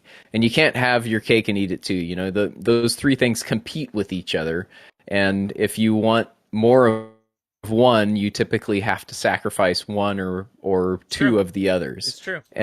And you just have to appreciate that and understand that sometimes it's okay to compromise and sacrifice some of those things and have a giant antenna that performs incredibly well. Or if you want a smaller antenna, you have to accept that, hey, it's not going to have as much bandwidth or perhaps be as efficient as a larger antenna. Mm-hmm. That's true. Yeah. Okay. Well, thanks for the advice, guys. I just want to make sure I wasn't the only one going crazy, or wasn't going crazy when it came to 10 meters. So thanks for the clarification. Right. No, that's very typical with my kits. It's a little bit of a challenge. And again, the first thing I would suggest is consider using some kind of a disconnectable connector to attach your wire to the unit, and try tuning up just a half wavelength on 10 meters and see how that works. And if it works well, then consider making a link on your longer end-fed half wave for the 10-meter band, and it'll probably perform a bit better than using 2 wavelengths or whatever it is for the full length of wire you're using on 10 meters. So are you talking about just like those rip-on, quick disconnects? Yeah, there's a lot of options for building links. You can use like a bullet connector. I'm sorry, you mean to attach the wire. I typically use like a little mini spade connector, an automotive spade connector for that connection. Yep, yeah, it works really well. Yep. Yeah, or Molex in my case, but yeah. Yep, sure. Molex works. The small 2mm banana plugs that I was talking about, earlier in the stream. What I found is that if you tie sort of a little overhand knot with the ends of the wire first and then connect those two banana plugs, it acts as strain relief. And yeah, it puts a little bit of stress on your wire, but it works pretty good and gives you a way to keep that from just pulling apart with too much tension. Yeah, you know what? I need to contact you about the. I saw that little 3D printed thing. That was pretty awesome. And then I saw your little keyboard thing that you printed out. I'm interested in one of those. Yeah, all right, sounds good. Send me an email, and like I said, I've got 6 of those right now, and if there's much interest, I guess I could order some more of those boards. Those like quick keys or something? What's that? Are those like quick keys or something? Yeah, so it's basically the way it works. There's a certain resistance, and if you apply, say, 500 ohms of resistance to the 3.5 millimeter 1/8 inch auxiliary jack on the back of the Yaesu radios, it triggers a certain memory, and there are 5 different memories that you can program in there, either for CW or I think on a bunch of the rigs for voice as well. If you push that button, which closes a circuit to apply, say, 500 ohms of resistance to that cable, it triggers memory number 1. And if you apply 1,000 ohms, it triggers memory number 2. And if you trigger 2,000 ohms, it triggers memory number 3. So that's all it is. It's just a set of momentary switches with resistors in line that trigger those different memories. Oh, that thing's awesome. I'm interested in one of those. I'll reach out to you. Yeah, sounds good. And Yaesu sells that for like $80 too. So. Yeah, do they really? yeah, they do. I think they have some extra buttons on there. There's other resistance values that cycle your serial number or whatever you're counting up or down, and then there's like a button for tuning, and I figured those were kind of a lower priority and just focused on the memory key function. There's one that's called memory that supposedly from the box you can hit that and then hit the memory and then hit the number, and that will set it up into record so you can record the message. And that's the button I've never gotten to work. The other ones the other ones work fine, but the memory button, which seems to me would be useful, because otherwise you have to go in and do it on the screen. Yeah, and, so I actually made a modification. I'm going to find a photo of it and post it in the chat. But I made a modification on this thing that actually has a spot to mount my little Morse code paddle. So you have the paddle right above the keys there for a Morse code type contest. So there's a question in the chat. I'd like to ask a question about Android FT8 and the ICOM 705. Is there anybody that has done FT8 on Android, like transmit? I know you can receive. Receiving. I have. Yeah. Have you? So. Oh no, that's right, Adam. You made a video on that on Android, right? I did. Yeah. Yeah. Let me go find the video. I didn't use the IC705. I used a true SDX. Right. And a little an adapter that I designed for to connect the true SDX to the cell phone, and it actually worked pretty well. And I think that app works with the 705. I know it works with the 7300. So check that app out. FT8 Radio app on Android. It's understand that it's not perfect. I'm gonna pin your video. It's a bit of a hack, but it does work. I'm pinning Adam's video so you can go. Yeah, there you go. So go watch his video on that. That will explain how to do it. But yeah, you can do it. I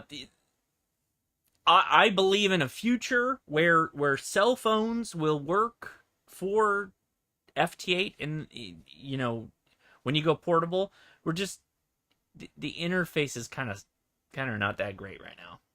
That's the reality of it. They're not that great. Okay. Hopefully we answered your question. Anybody in there with a question, go ahead. I have a comment that I've been trying to make for a while. Go ahead, Matt. Matt, you know what? when I you, don't believe that there's ever a time where you've tried to make a comment that you haven't been able I to was make trying for to, a while. I was trying to talk about chairs a while ago. Oh, When chairs. you guys Okay, are bringing up chairs. chairs, Yep. Go and ahead. then the Nemo Moonlight Mhm. is awesome, and it's on, and REI has it on closeout.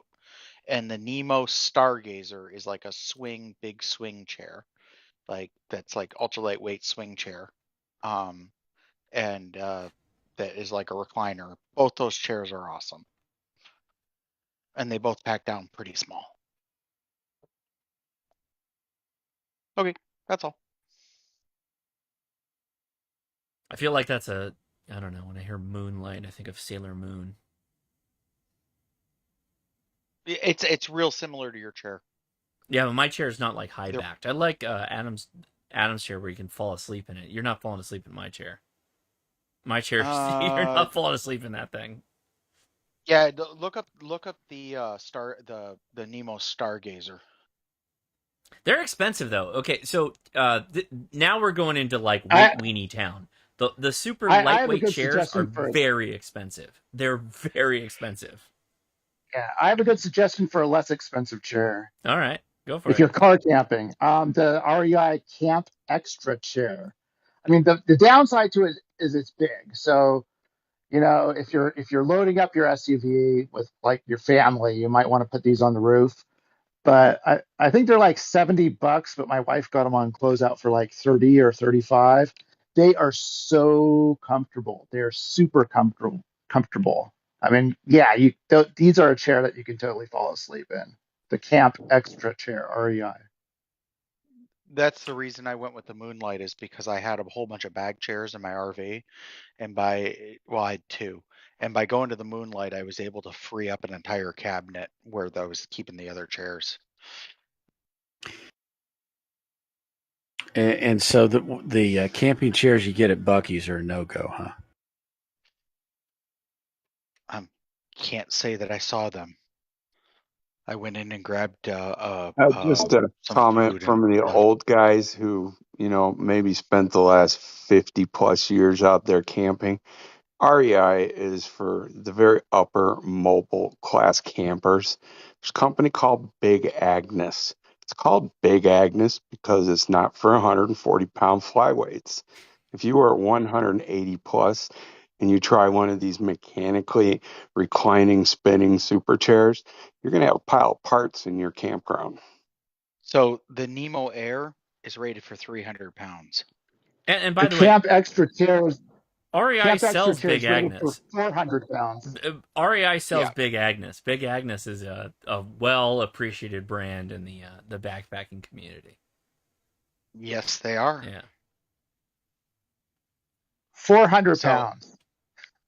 Yeah, the reason I went with the Nemo Air is because I'm a bigger guy, and it would withstand my weight. Like, that was the first question. The first time I saw one was, what's the weight limit on that?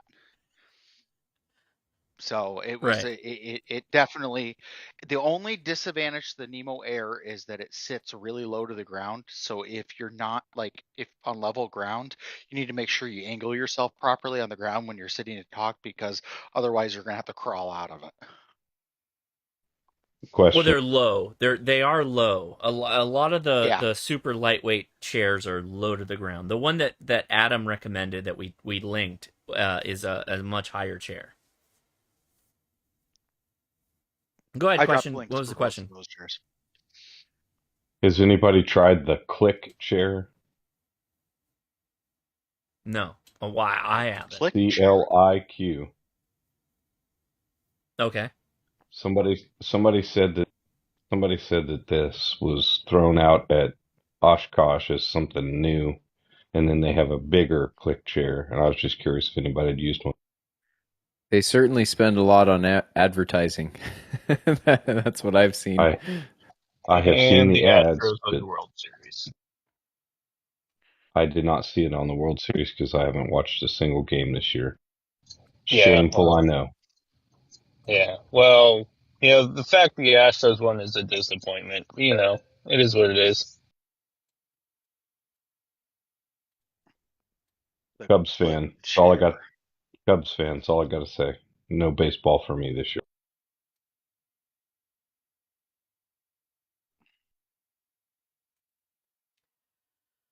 All right. And to really throw a wrench in, I Yep. use a tripod chair, and it is the ultra lightest of most uncomfortable, unless you just have to have a tiny little seat to sit on. But it works. I have a $20 Dick's chair, and it works just fine. It holds my beer, and that's all that matters. It holds all the dicks. Including mine. And on that note... No comment. Jesus Christ, just when I thought Oh, we got Alaska. We got Alaska coming in. Oh my gosh, am I going to make a contact with Alaska right now? Let's go. Is there anybody in there with a question? I still want to, as best as our ability, I'll probably make this the last call on questions for Adam. Questions for Adam, getting out there, getting portable, camping situations, solutions, first aid, all that stuff. I mean, Adam is literally a luminary in going portable, literally going out solo hiking, solo camping, self-supporting, first aid, search and rescue. Any question, please. There's got to be so many questions people want to ask. I can't imagine that we're running out of questions for Adam. Go ahead, please. I have a question for Adam. Go ahead. What's your preferred method of logging when you're doing really portable stuff, like hiking around in the mountains? Yeah, good question. So I've been frustrated by hammers, unfortunately. One thing I do a lot is enter part of a call sign, oftentimes kind of the end of a call sign or middle of a call sign, and then go back and try to edit it. And in the Hammers app on Android, it just destroys call signs when you try to do that. So it just doesn't work.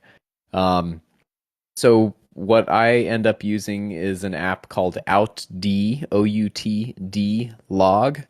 And it's tailored for soda stuff. It works pretty well for that. And if I'm doing Poda, I still just use the same logging app and then go in ADIF Master, ADIF Master application and add the appropriate fields for a Poda activation if I want to submit for Poda.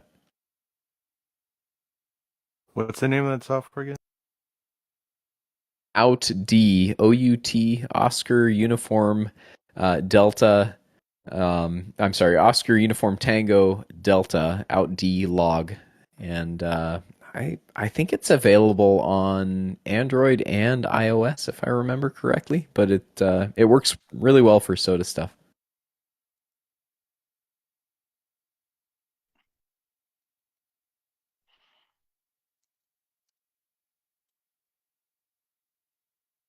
All right. Yeah, it is crazy watching you log up there on a mountain with the key strapped on one leg, pad, and it's just amazing. Yeah, the app works pretty well. There are certainly features that I would like to have, like pile up handling. I would love to be able to enter multiple call signs or multiple partial call signs and then recall those or pick them from a list. And the OutD app doesn't have that. But perhaps some logging application in the future will have some features like that. Because if the soda chasers are for the most part regulars, and I know who's calling. If I hear a letter or two, oftentimes I can make out who the whole call sign is just by kind of the sound of how they're sending, the speed they're sending, and what kind of key they're sending with. It's almost like hearing someone's voice. You can pick it out, and it's really nice to be able to jot down multiple call signs in a logger and then just pick those from a list so you can quickly work through them. I'm surprised there's not, with the satellite side, we use I use an Olympus digital recorder, but I'd sure like to see somebody really bring some voice recognition to Android like that works. Oh yeah, for sure. That would be a really useful tool. I think N0SSC was recently talking a little bit about that on one of the Discord channels. You know, having an RBN, reverse beacon network, like voice decoding function. We have the technology. It's just a matter of applying it at this point, really. Yeah.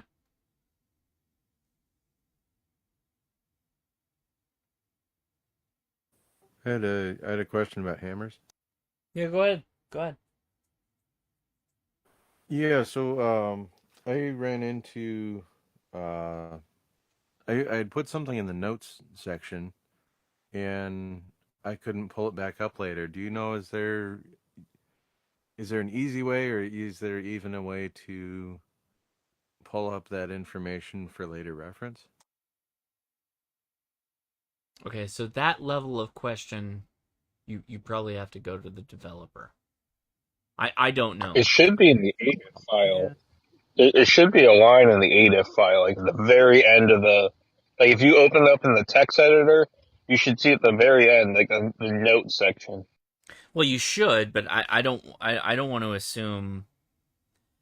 I don't know.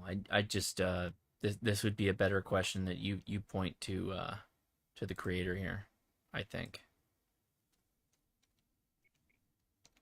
Yeah, speaking of that, I haven't seen Jared in a while. Yeah, he's probably very busy with dealing with all this, because he does get a lot of comments. He does. Well, he does. He writes a lot of code for D&D stuff, right? Yeah, that's true too. I mean, that's his day job, is what I mean. Oh, right. Yeah. Yeah, I think Adam's demonstrated it. A lot of you guys that haven't spent your whole life outdoors or having to work in the outdoors, you'll notice those hiking sticks on either hand, or even one, or a walking stick. They're so cheap, and if you get to be old and doddering at some point, you'll thank yourself for teaching yourself how to walk with those things. Especially you're going down a mountain with the pack on, you'll find out just how good those things are. I 100% support trekking poles. I have a ACL replacement and meniscus tear that I had fixed in 2007. So we're well past that point, and it flares up real bad when I'm hiking, and it's the descent. It's coming down off the mountain that is the worst. And I have had to change the way I walk down on inclines, and trekking poles are so important. So important. Even as a young person, if you're thinking to yourself like, "Oh, I'm good. I can hike up anything." You're right. You can. You totally can. But if you think about it in the sense of like the human body being a mechanism that works together, having trekking poles is distributing some of that weight off of your feet, right? And if you think long term, just long term dragging down your body, then the trekking pole is always going to be like just a good way of splitting the load, sharing the load, if you will, a little bit. Trekking poles are great. Josh, Siri's activated. Yeah, I know. I turned it off. So I would say that the vast majority of people that I see on the trails that have trekking poles don't use the straps properly. Yeah, 100%. That's 100%. That's kind of a basic thing to make them as useful as possible, and to try to describe it over audio. Basically, what you do is you stick your hand up from the bottom, straight up through the strap, and then you grab down over the handle, over the top of the strap.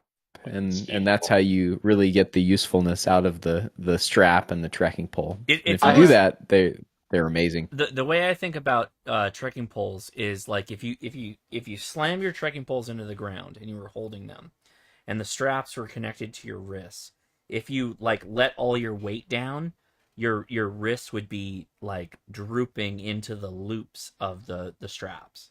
They'd be almost holding you up, if you will. Yeah, that's how you use those most efficiently. A really good analogy, another really good analogy for trekking poles is it's like the difference between being 2-wheel drive and 4-wheel drive. They really make a big difference in descending because you as you're going down, you're placing and it shifts the weight. It's a lot easier to descend with trekking poles. Oh, that 15-degree angle change on your ankles alone, being able to lean forward on your extra 2 legs, as Josh basically put it. Yeah. Huge. Mine are spring-loaded and adjustable straps. Don't buy cheap poles. It's not worth it. Yeah. No, I can't. Mine are. Mine are like 20 years, probably 20 years old now, almost. But they're not quite that old. But I have a set of Likes, and they're great.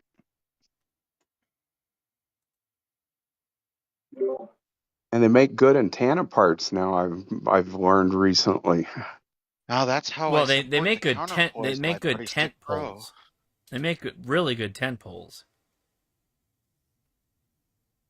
Hey, Josh, I had a question for you. A quick one.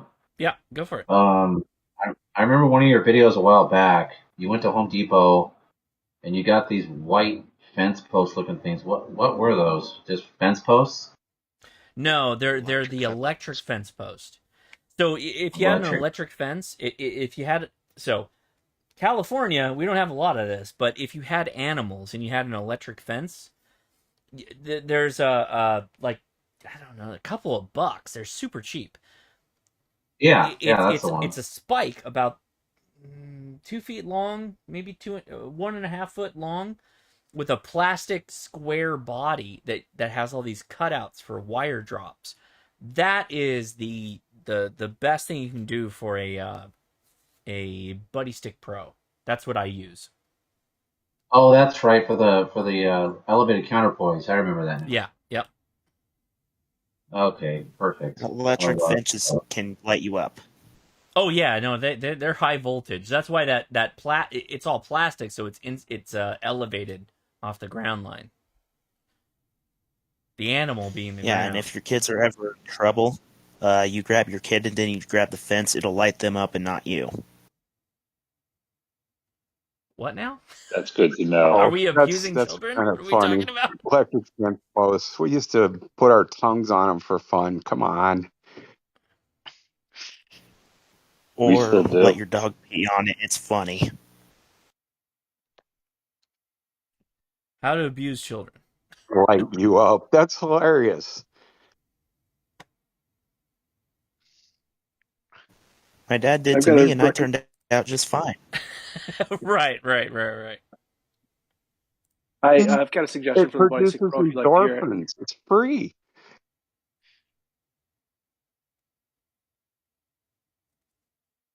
All right, so let's make sure we take the best advantage of Adam's time. So anybody who is thinking about coming out for the trip or just thinking about doing their own trip, ask him a question on camping. Make sure you got your gear squared away, because that's like, tis the season. Tis the season to be thinking about. This could be your Christmas list, right? Think about it that way. This could be the way that you'd line up all the things you look for in looking forward to Christmas time. So what would you ask Adam if you could right now? Go ahead. Anybody? I need a portable air conditioner for an air conditioner. No, seriously. Proper Texan in the chat on winter. I need an air conditioner for my for my van conversion, because I'm going to convert my van into a kind of an RV. I got nothing. Yeah. I actually got something for that. That's the reason I ask. It's not necessarily that Adam might know, but I got one. Somebody else can probably help you better than I can. I got one for you. Go ahead. Hey, this is Jagger, N7HEX up here in Oregon. Thanks for the QSL card, by the way. What's the best way to lever the advantage of pack weight hiking with a friend?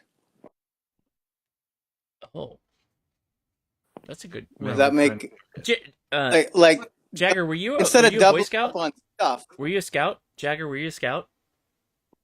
Not to the not very much. No, Cub Scouts never got into Boy Scouts, but I'm trying to figure out if you're hiking with your your SO there, what are the best things to like instead of doubling up? You weigh her ass down. You're like, you got all the kitchen prep crap. You got all the stoves. You got to carry the. No, I'm just kidding. I'm kidding. Of course, I'm kidding. Dude, you're literally going to be carrying her water. Yeah, you literally carry everything. There's depends the on split. your significant other. There's a split. When I backpacked with my SO, she carried the rainfly and some of the food and her clothes. And that's it. Well, we broke Monty Python and the Holy Grail and the little guys that had the coconuts, and that's what you'll look like. Yeah, Matt will carry a 7300 anywhere you want at the end of the day. I know my pack was over 50 pounds for yeah, with all the water. Yeah, that was so much water. You carried so much water. We used it all. We did. We used all of it. Yep. Yeah. So, my better half, Johnny, she's run 100-kilometer ultra marathons and has no problem carrying gear. But to share gear, the key things that you can reduce on as far as duplicative stuff are your water filtration, your cooking gear, and your shelter. That's where you kind of have stuff that can be multi-purpose for multiple people. So that's where I would look for savings or distribution of weight. I mean, if you think about, okay, so a tent oftentimes is not just like one person. So tent poles, rainfly can go in somebody else's pack. Food can be distributed. Water, and specifically what Adam's talking about is like water filtration, water storage, all that stuff can be distributed. That's the big ones, right? I think. Did I hit all of them? I think I did. Yeah. Yeah, pretty much. Yeah. I mean, that's the stuff you're sharing. Yeah. Yeah, if I do have one point on Adams, his wife is an extreme athlete, then keep in mind you have the better connective tissue, skeleton, and muscles. You got to let the softer side carry the less rigid, painful objects in the pack. Pack out everything that's bulky and soft for her. Yeah, I think Adam's significant other can take care of herself. I think she's good. She is a smaller human being, so we do try to keep her pack a little lighter, but she does a pretty darn good job of that herself. Hey Josh, somebody in the comments was talking about Florida and the hurricane. It was on YouTube side. Okay. Sorry, my son is talking to me right now. Yeah, we can watch a movie later. We'll figure something out. Okay. We're still deep in kitchen renovation territory, so we don't have like a full kitchen or living room or anything right now. And so he's asking, is like, so mommy left and Edison fell asleep, so it's you and I. Do you want to watch a movie? And I do. I would like to watch a movie, so we'll probably watch something with him in a little bit. But go ahead. I'm gonna run to the restroom in a second, but go ahead. Was that Matt? Go ahead. Oh, K Booty's in the chat. K Booty is in the chat. Yeah, on Twitch. Oh, that's or YouTube. No, in YouTube. Don't even. Come on. Don't even. You know how Discord works. He said he just worked Congo. Is a Togo. Togo? Okay. Yeah, that's the 5.7. That's the 5v7 RU. Okay. No, somebody was talking about Florida in the YouTube chat, and how we, run no AC for after hurricanes. As a Florida not, man, go ahead and tell people about Florida. I would say that's not by choice. Well, regardless, you are a Florida man. Yeah, I do. I do reside here, but no, that was the storm was wild. I tried to make a contact from the eye of the hurricane, flat out, but I wish I would have had a loop because I was trying to use a BSP inside. I just couldn't get it to tune. Too much concrete.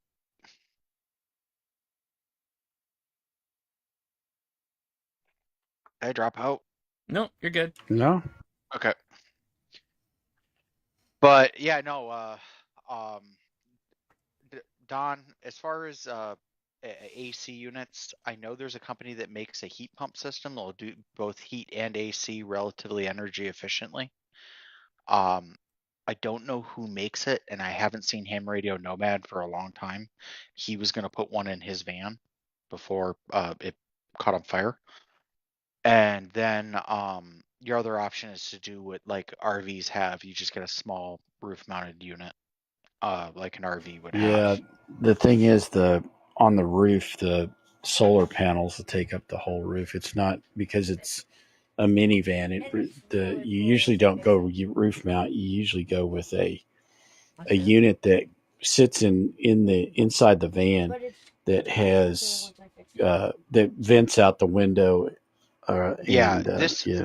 Something small. The system Ham Radio Nomad was looking at was a mini split. So you'd have a unit outside that you'd set, at the unit outside, where it exchanges the air, the heat, and then you would have the cooling portion inside. That might actually work pretty well for you. Yeah, the one I've seen now, it's like $1,500, but it's 12 volt, and you can run it off a LiFePO 4 overnight. And it will, and generally, like with 100 amp, it'll take about half the battery overnight. That sounds about perfect. Yeah, and but I just didn't know if there were other models of it. Or I don't know enough about that really to speak on it because I'm more RV centric with my truck camper. So. Right.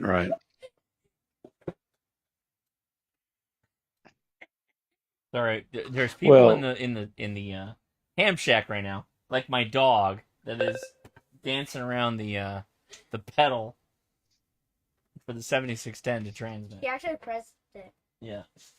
Chloe, get out. Chloe, come. My dog is a nut. How old is she now, Josh? Where is she? Hi, Chloe. I was like, Chloe, come. And then she was like, Adam, what is your favorite VHF UHF? Oh yeah, that's a good question for Adam. Chloe, come. Chloe, get out. Come on. Chloe, come. Oh, so like HT or just in general? It says VHF, UHF. I'm talking mobile. Chloe, come. Oh. So, I don't do a whole lot of mobile stuff. So for a mobile application, I would say the ICOM 2730, I think, is the number. I don't have one, but I've used them and I like them. I have a Yaesu FT, 8800, I think, and I don't like it because it doesn't have backlit buttons and I can't see them at night, and that frustrates the hell out of me in the car. So I think the ICOM IC2730 is probably your best option for VHF UHF mobile.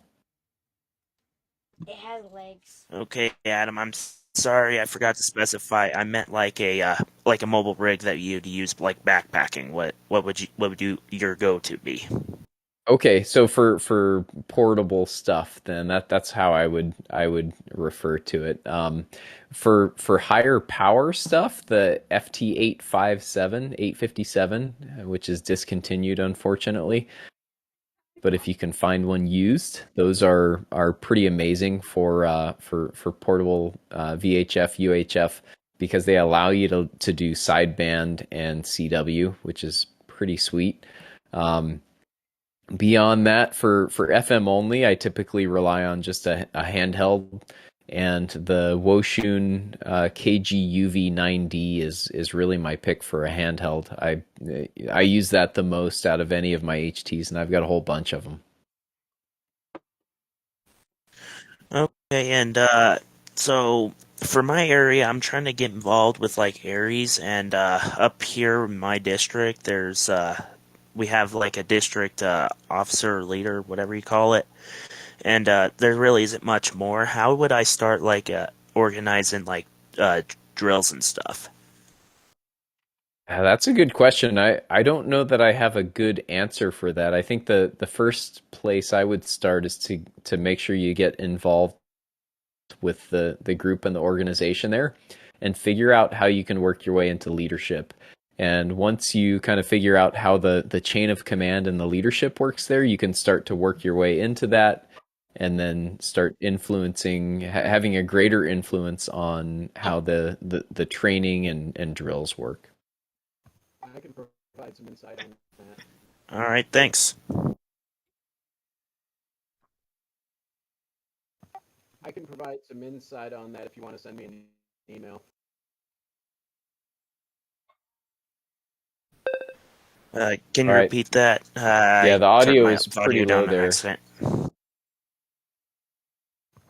I'll put it in the chat. Cool. I heard that he's going to post something in the chat for you. So if you can check there, you should have some more info. Copy.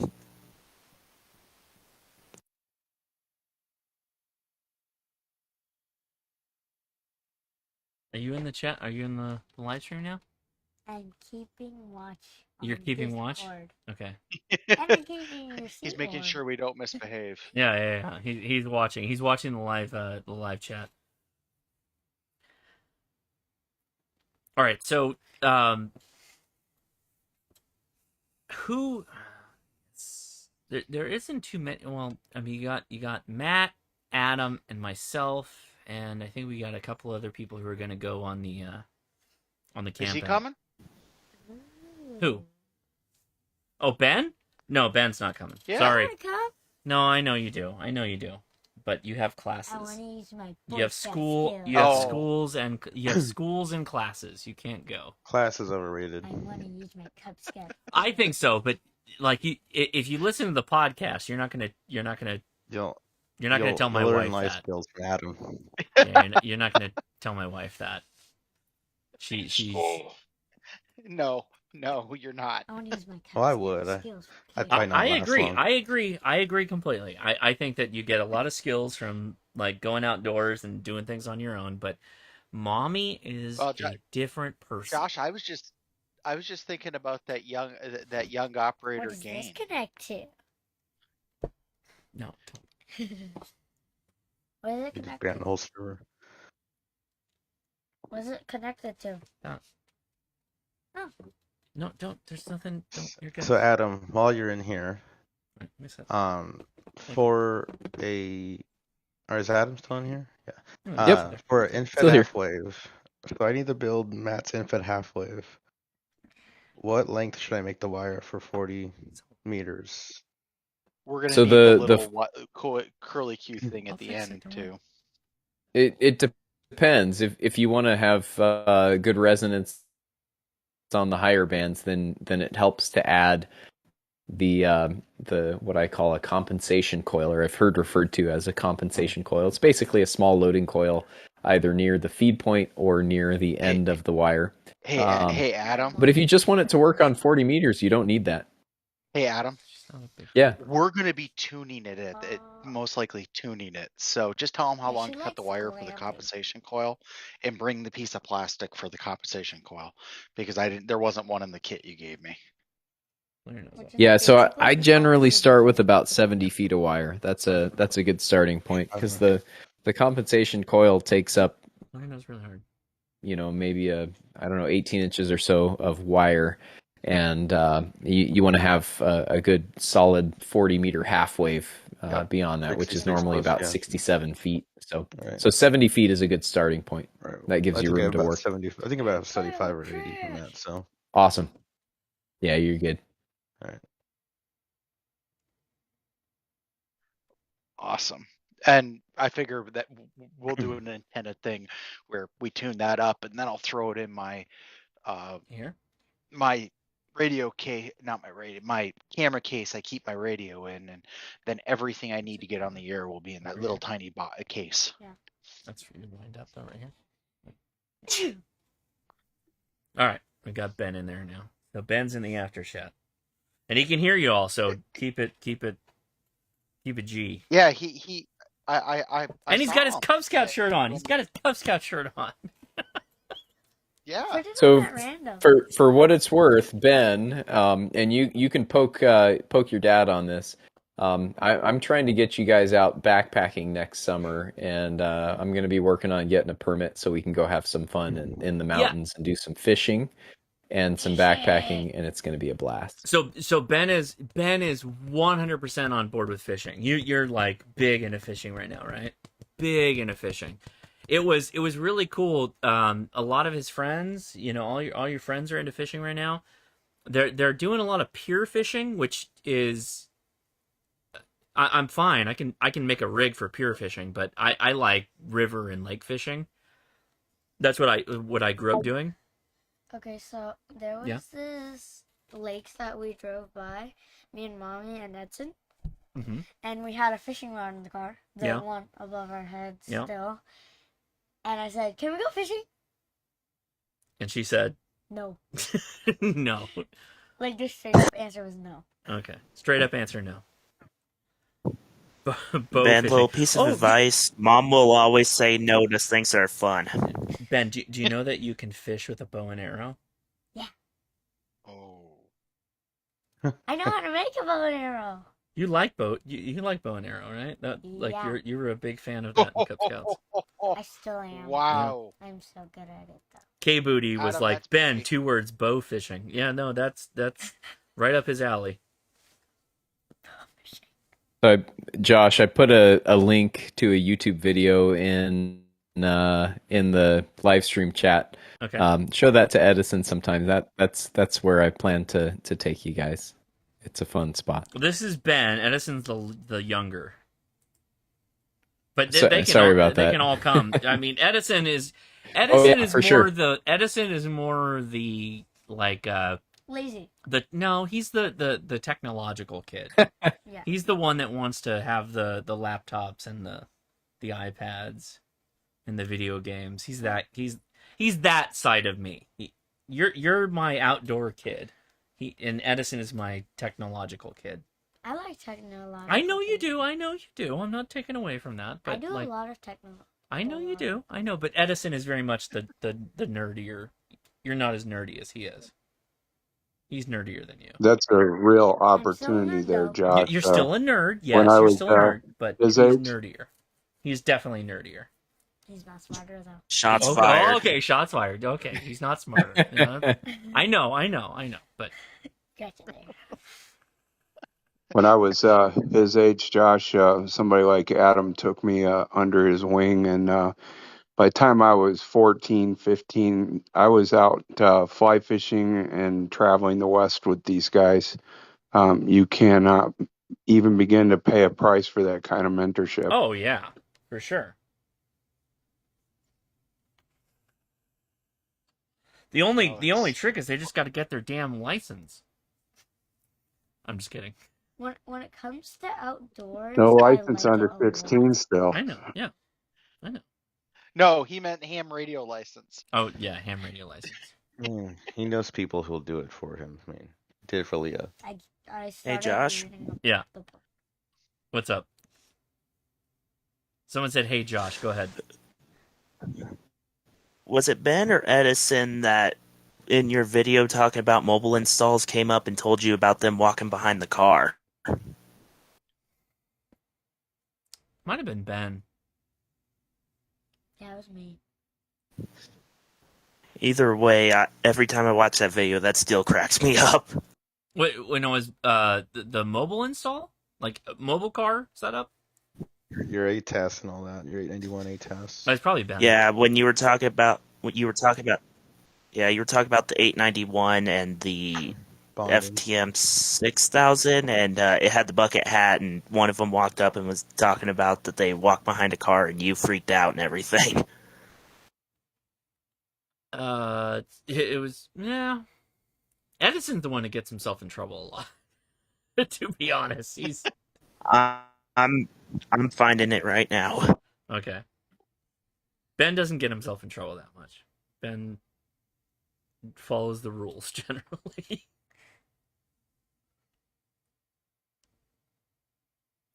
All right, hey, is my mic working a lot better now, or? Oh yeah, way better. Yeah, you're good.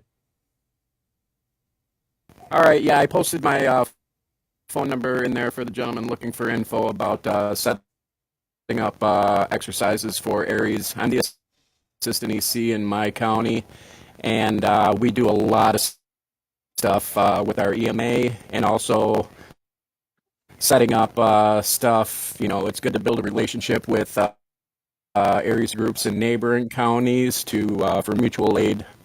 And, you know, there's nothing that says you can't set up particular exercises, everything from fox hunting to, you know, just practicing passing traffic from one point to another. You don't necessarily have to set up portable to do it, and just, you know, doing radiograms, ICE 213s, which is the formal stuff, and going through the stuff on your Aries task book and completing some of the FEMA courses that goes through the NIMS, which is National Incident Management System, which is the structure for emergency communications. Yeah, don't post your phone number in a chat anywhere. Like, send it to the person directly, because that's going to go wide to the internet, and then everyone will see your phone number. So don't do that. All right, I didn't catch the guy's name, so my call sign is 99LE if he wants to send me a private message, and I'll delete that. Yeah, so hit up Jerry if you're interested in joining Aries, where you're located. Hit him up, and you'll be good to go. Fishing. Yeah, Jerry, this is Wyatt K0HWV. Yeah, I saw your I saw your phone number and I copied it down. Thanks. I'll probably contact you tomorrow if I get around to it. All right, as long as you got it, that's fine. I'll delete it. And, you know, I work with guys all over the country setting up gateways. I'm become a Winlink guru, even though I've been only in the game for 2 years. I've got gateways on 5 different bands and looking to go full hybrid. So I give my phone number out often, but yeah, I'll pull it off the chat. No, I mean it's just for you more than anything. Just send him a DM. Just say like, "Hey, that's me." There you go. You can talk to me. There you go. Direct message. I would like to wrap things up a little bit for me, because we're gonna go hang out with Ben. We're gonna go watch a movie. I don't know what we're gonna watch yet. It's for me. I'm not fully. I like to keep October going into the first and second month of November, because I do love a good fall season time. Thanksgiving, great, love Thanksgiving, but I'm a big Halloween guy, so I'm probably gonna maybe watch The Descent. Maybe watch The Descent for the first time. You want to watch The Descent? Okay. Okay, yeah, the Descent. The Halloween movies are good when they get old. When the boys get older, show them the Halloween movie. It's really good. Yeah. Halloween 1 is probably my favorite for sure. Beetlejuice is. Hey, It's Josh, not a horror movie. a It's comment just funny. about your guest. What's that? Go ahead. Comment. Go ahead.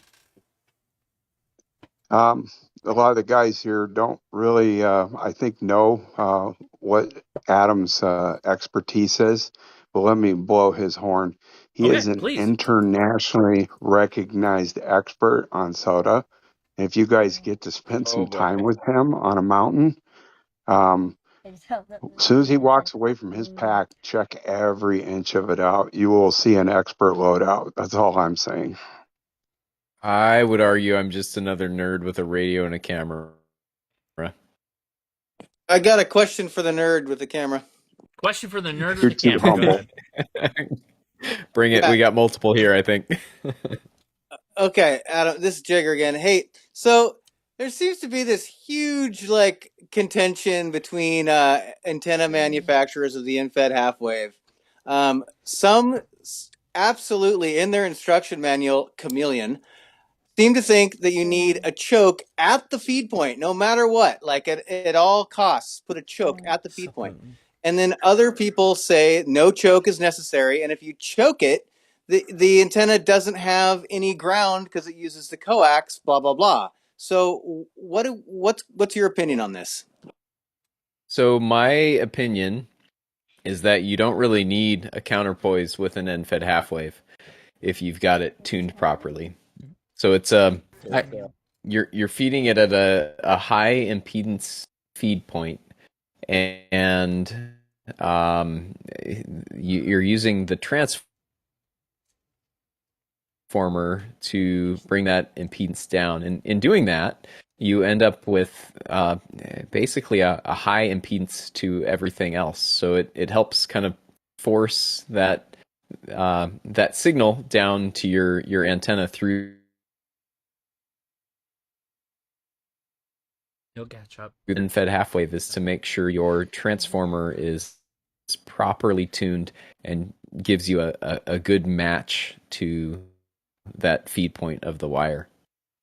Okay, so it's your opinion that a infed half wave is a complete antenna, but it does not need the coax? It doesn't need a coax. It does need some form of a counterpoise or a ground, whatever that may be. In a lot of cases with my antennas, that ends up being you and your radio chassis. It really doesn't take a whole lot to perform that function, particularly with a QRP rig. If you're running power, you need to be a little more careful with that, and you probably want a bit better coupling to ground, whether it's through your coax or whether it's through a 1/20th wavelength counterpoise attached to the ground side of the matching unit. There are a variety of options to achieve that. But yeah, you do need some form of a counterpoise, but that can take a lot of different forms. Okay, because since some of these companies are rating their antennas for 500 watts SSB, and they're calling for a choke at the feed point, and I'm just thinking, where's the other half of the antenna? Do they have any kind of counterpoise or anything on that? No counterpoise. More specifically, this is the Chameleon lightweight infled sloper. Josh has revealed it. Everybody's revealed it or reviewed it. Yeah. And it seems to work with or without the choke. However, the instructions in Chameleon, their instructions specifically 100% call for a choke at the feed point, which seems to be a point of contention between makers. Yeah, I can see that working, but I also think I think you might have better success and better performance if you had some degree of counterpoise and some degree of coupling to the ground, on the other side of that choke. So I would probably prefer to put that choke 1/20th of a wavelength or so. So 2 meters on a 40 meter end-fed half wave if you're working with that down the feed line, so you have some degree of counterpoise to provide some coupling to ground there. I would think that would help with your performance. That would be my experience with every infed half wave that I've used, but they seem to be a little bit different. And another thing, they also call for 50 feet of coax, which is odd. Yeah, it's that we all know that company is kind of interesting to say the least. In this, let me go jump in ahead, for a Josh. second. Yeah, so part of the 50-foot thing, I think, comes from the fact that they want the sloper with the transformer high and then sloping down.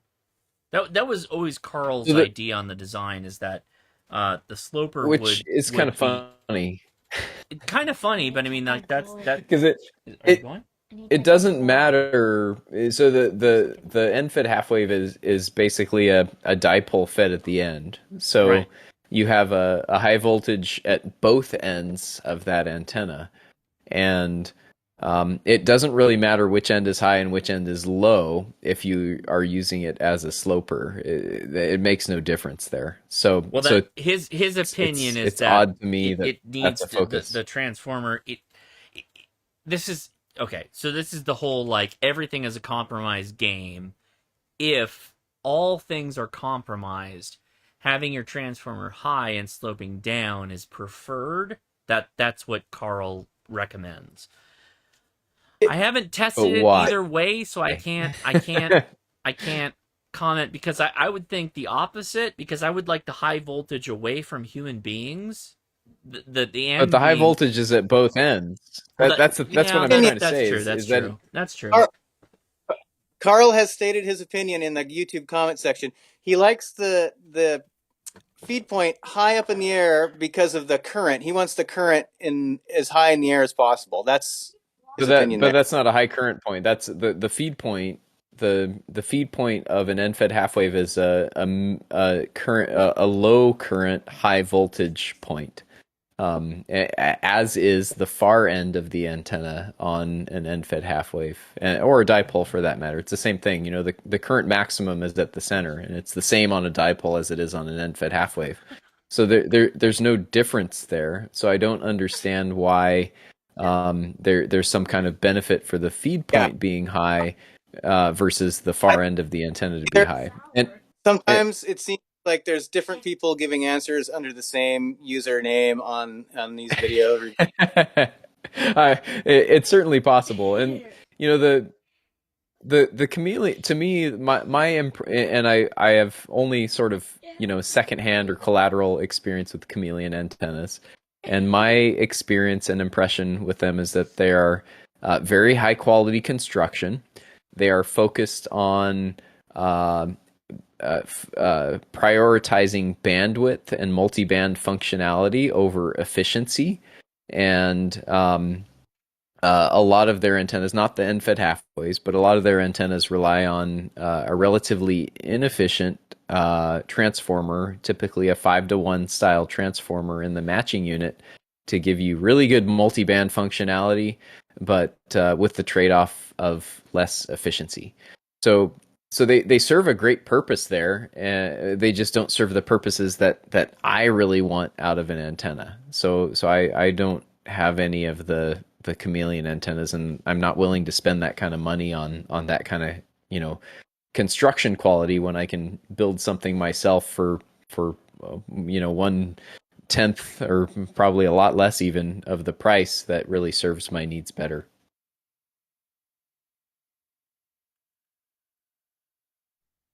Well said. Very, very well said. So as far as setting up an end-fed half wave, it's interesting to me that a lot of people like the sloper configuration, because my preference is generally to try to get the highest current portion of the antenna as high above the ground as possible, because that's where most of your radiation occurs. And the higher above ground your antenna radiation is, the better performance you have of your antenna. And that's you know, it's kind of a logarithmic curve from height above ground when you're working relatively close to the ground, and the inverted V orientation, or perhaps even an inverted L orientation, gives you much more of your highest current carrying part of the wire higher above ground than you'd get out of any kind of sloper configuration. So unless your sloper, your pole that's holding up your sloper is at least, say, half of the height of the length of your antenna. So if you're running a 60-foot, you know, say a 40-meter end-fed half wave, and your pole is 33 feet tall, then maybe it's worth it to put it up as a sloper and get a little bit of directionality out of it. But if not, you know, if you're using a smaller pole or a longer wire, relative to your pole. Set it up as an inverted V or an inverted L, and you'll probably get better performance out of it.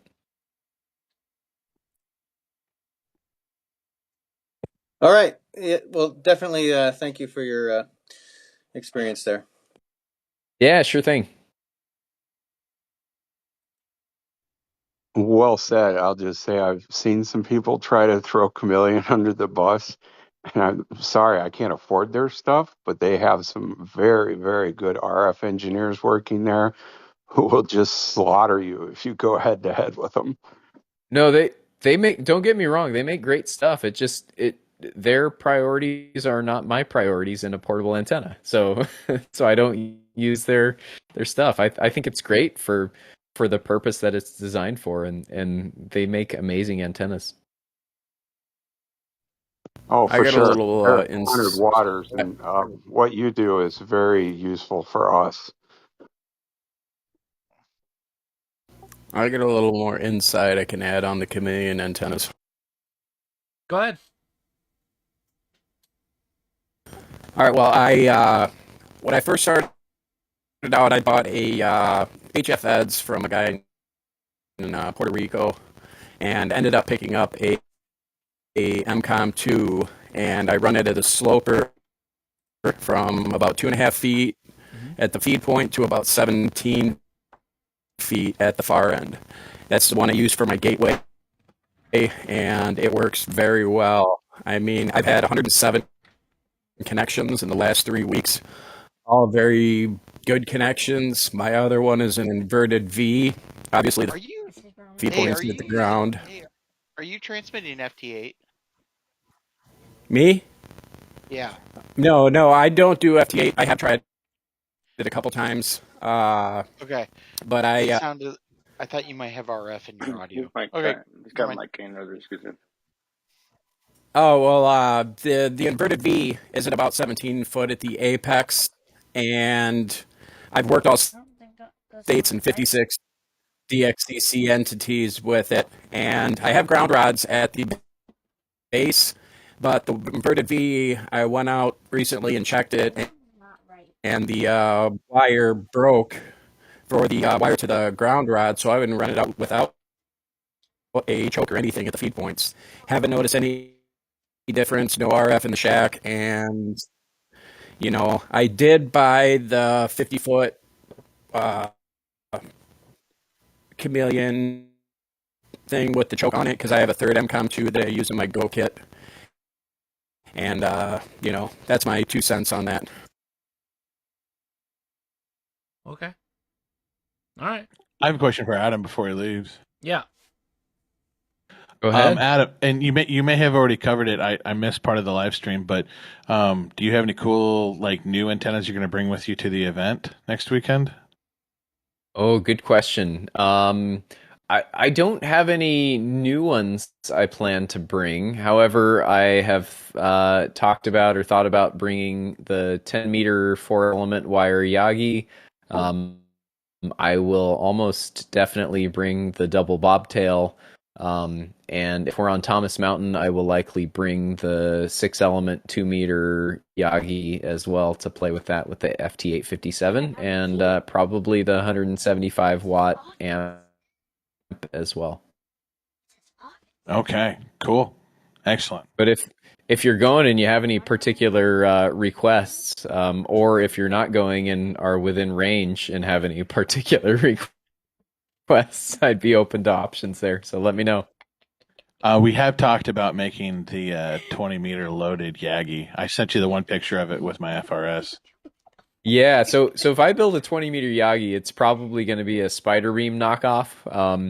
I welded a hub for it already, and I've got some, I think they're 18 or 20 foot spreader poles that I can use for it.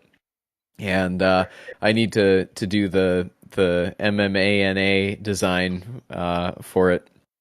But yeah, you're not going to make the boom out of beer cans? Well, maybe we'll see. That's a little too much on duck. The other thing I've considered and thought would be really fun to build is a 40-meter Moxon with the same spreaders. I think that's possible, and I think it'd be really fun. Oh, that yeah. actually Okay. would be amazing because you would get gain on 40.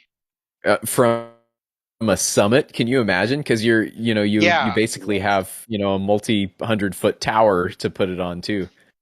Yeah.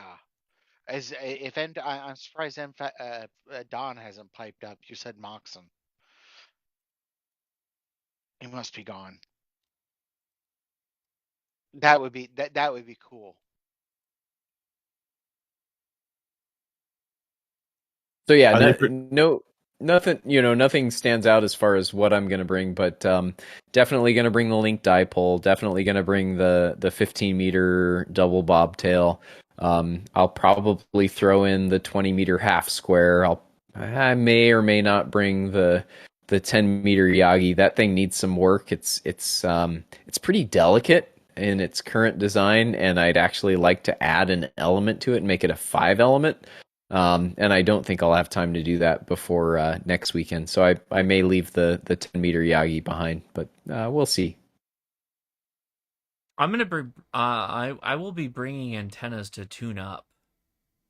When we go out, when I get out there, I'm gonna tune up like 2 antennas and get them on the air. So yeah, I'm down with turning this into a little bit of a project time and contact time, all that whole thing. Well, we'll have enough people there. There'll be multiple people there. So if somebody wants to run, isn't interested, they can always run the radio and just call CQ Poda. Yeah, People for sure. will answer. Yeah. Now I'm not worried about that. Well, we've got. Well, I'll get the buddy hex up, right, and then everybody can just take turns activating. But I've got like Josh, a ton of antennas that I'm going to bring along just to get them up in the air and like tune them up for end-fed so that I've got them all set. Yeah, go ahead. Go to the Azimuthal map page. Okay. Got the A thing and print the sheets for the places that we're going to be so we can know where to point the beam. Well, I know where to point the beam. I know what north, south, east, and west is. What do you mean? Well, because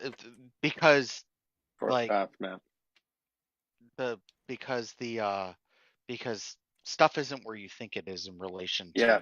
So like we did at Pack Beach, for example, we thought, okay, pointing to the ocean would be Japan. Mm-hmm. It's not because of the curve of the Earth. No, yeah, it's 310 degrees plus. Yeah. Yeah. No, I know that. Well, but not all of us are from California. Not Matt doesn't. Matt only reads maps. I got it all right in here. It's all right in here. Josh has a short path, long path calculator in his brain. I just know how to get there. I just know how to point it in right there. You're good. We're going to be fine. If you want Japan, I don't know. If you're in California and you're coming to this camp out and you don't have Japan, you will get Japan. No, I don't want Japan for California. That's not what I want. I want Turkey. Oh, okay. I'm in Missouri. Right. I really wish I could go. That would be really cool if I could drive all the way from Missouri to this event. That'd be neat. I made the mistake once of I was on a summit here in San Diego in the evening. I think it was like early summertime, and had the dipole up, the FT857, and I brought a little tablet to run FT8. And I made the mistake of calling CQ on FT8, 100 watts on 17 meters in the evening. And for like the next hour, it was just a nonstop pileup of Japanese stations on FT8. Yeah, it was pretty cool. The Pacific Beach last year, one of the guys started on 20 calling CQ, pointed at Japan in the evening, and he worked he started on 15. He worked 15, 17, 20, for like 2 hours, just boom. And, when the band would die, he'd switch. And then he'd work them all over again. It's pretty cool. I mean, what's with people in Japan, dude? So I have a package coming in from Buddypole. I'm still gonna drag out my auger stakes because my auger stakes are the best stakes. I don't care what anybody says. Impact driver, just drive those things in, easy money snowball, and then we'll be good. It's gonna be a lot of fun. It's You're gonna gonna be have really a. cool. You're gonna. I'm sending you a package. For I have that, those too. augers. I got those auger stakes as well. They are a lifesaver. Oh yeah, and on the Buddy Hex, it holds it so nice. Nothing is gonna move. Nothing will shift at all. Doesn't matter where we're at. The impact driver will take care of everything. Can you guys hear me? Oh yeah, yeah. Through gravel, through anything. Yep. But yeah, we can hear you. Go ahead. Okay, hey Josh, quick question. When is this Campout event in April? It's going to be at the latter half of April. My birthday is literally like the second or last week in April. When we get closer, we'll start talking about it. But my wife has already secured the campground.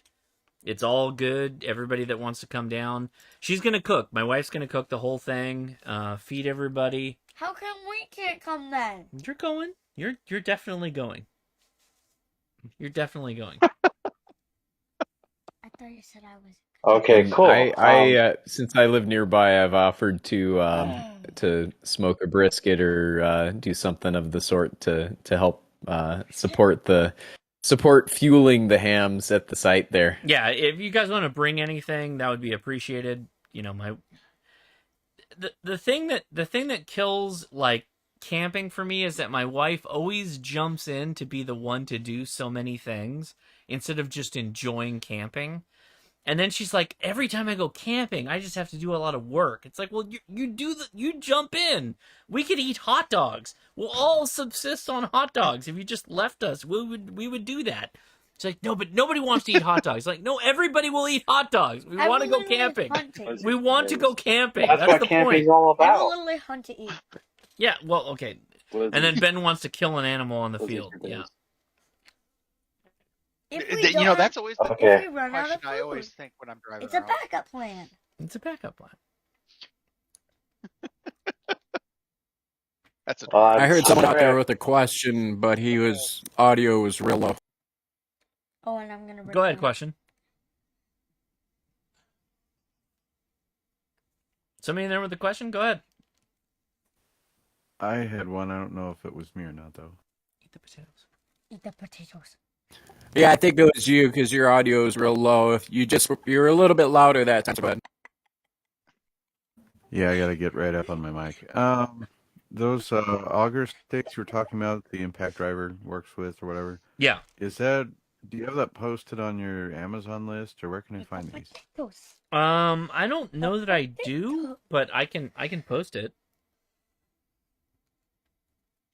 Yeah, they make a big difference.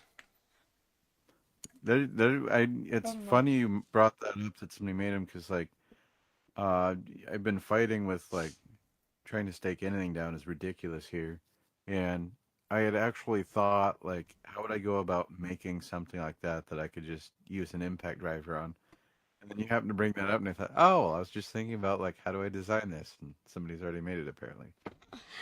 Yeah, no, they work really well because literally it's just it's a big thick rod with a little pie slice cutout circle, and it just digs in. You need to use an impact driver to get it in there.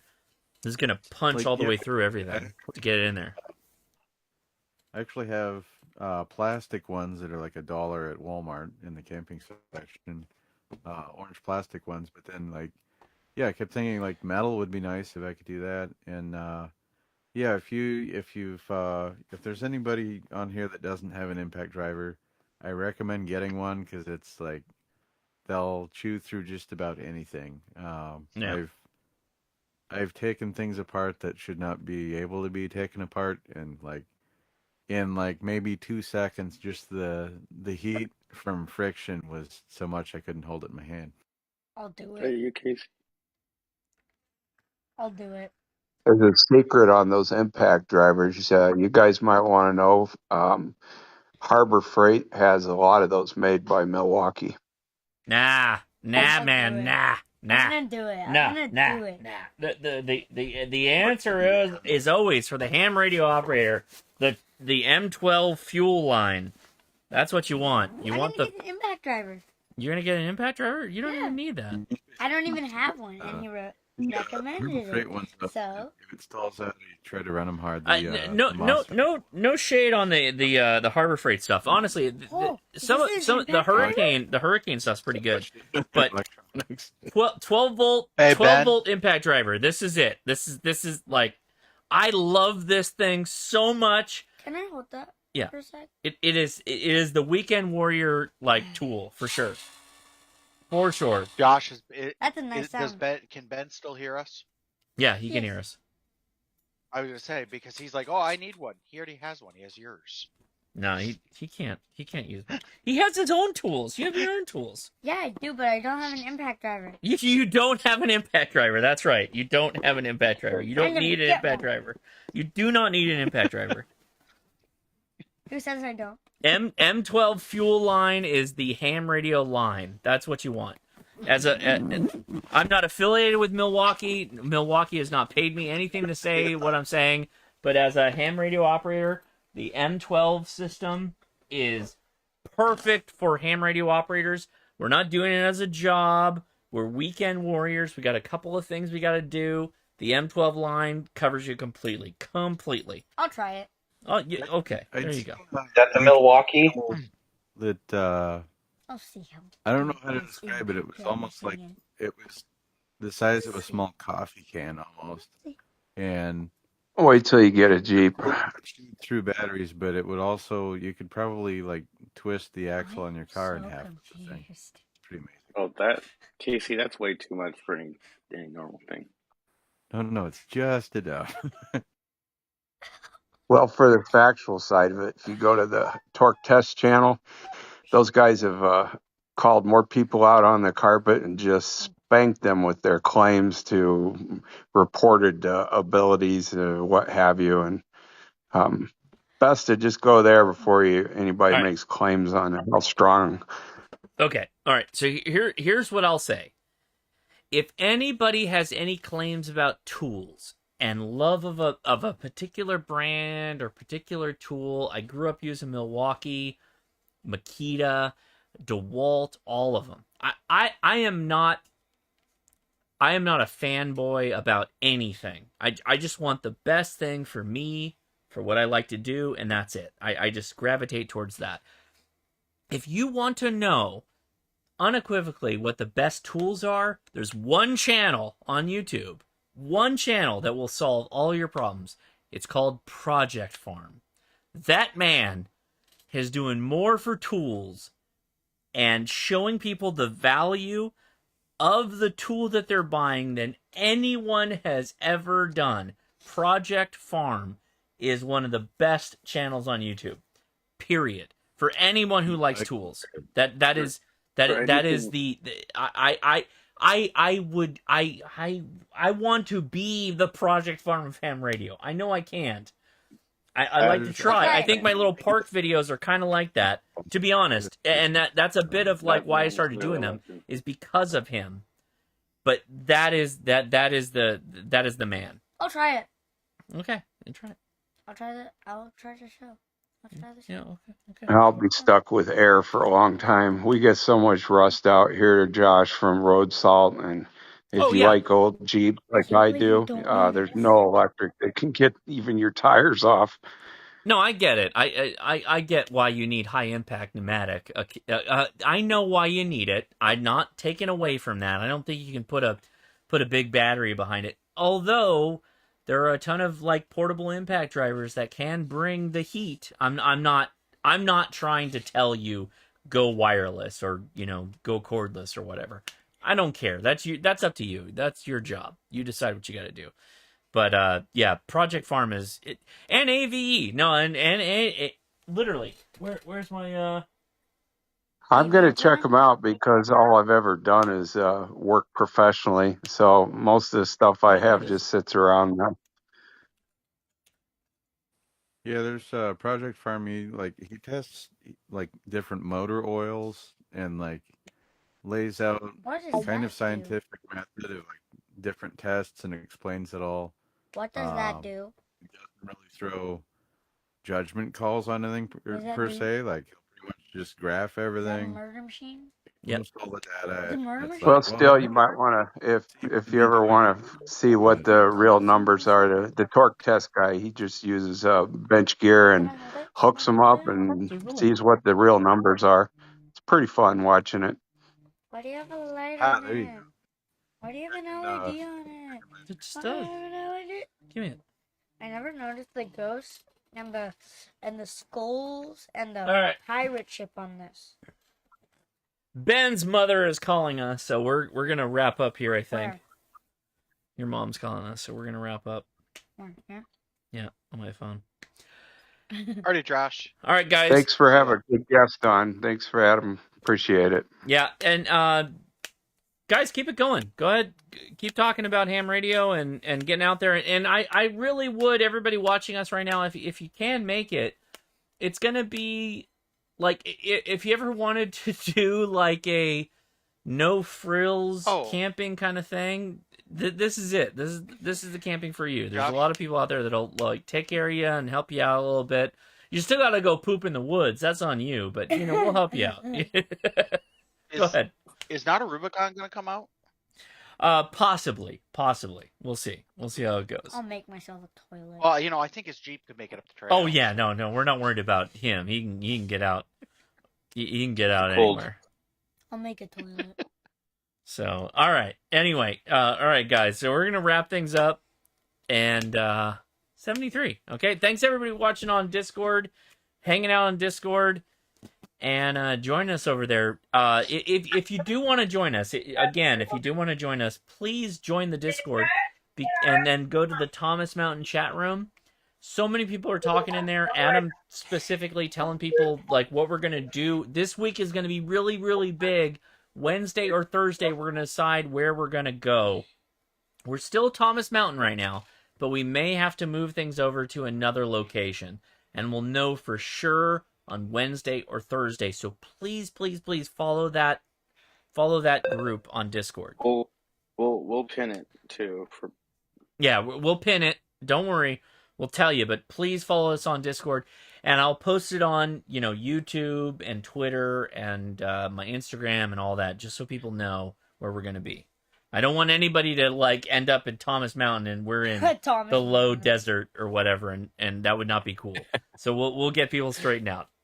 Okay? Alrighty. All right. Just set your clocks back. All right, everybody. Sounds good. I'm going to bail out too, everybody. 7-3. We'll catch you later. All right. Thanks so much for watching, guys. All Take right. it easy. Yep.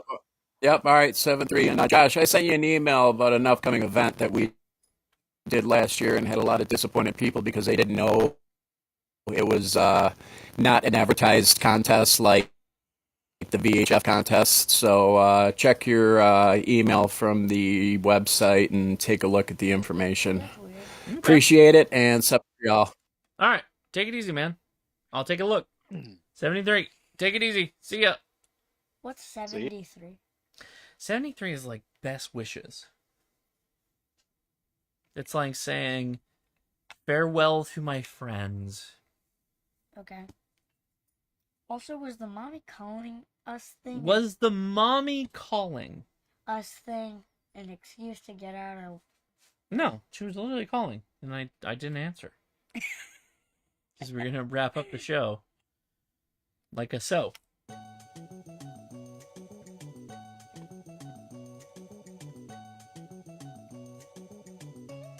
That's nice music. Mm-hmm. Hey, what happened to the music? You took it out. Remember Uncle Darren? He made this? Yeah. Yo!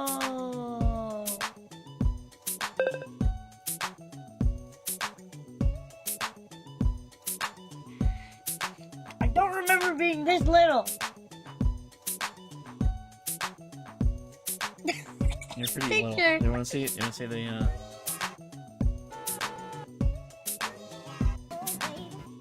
Oh my god, I was bleeding under my arm.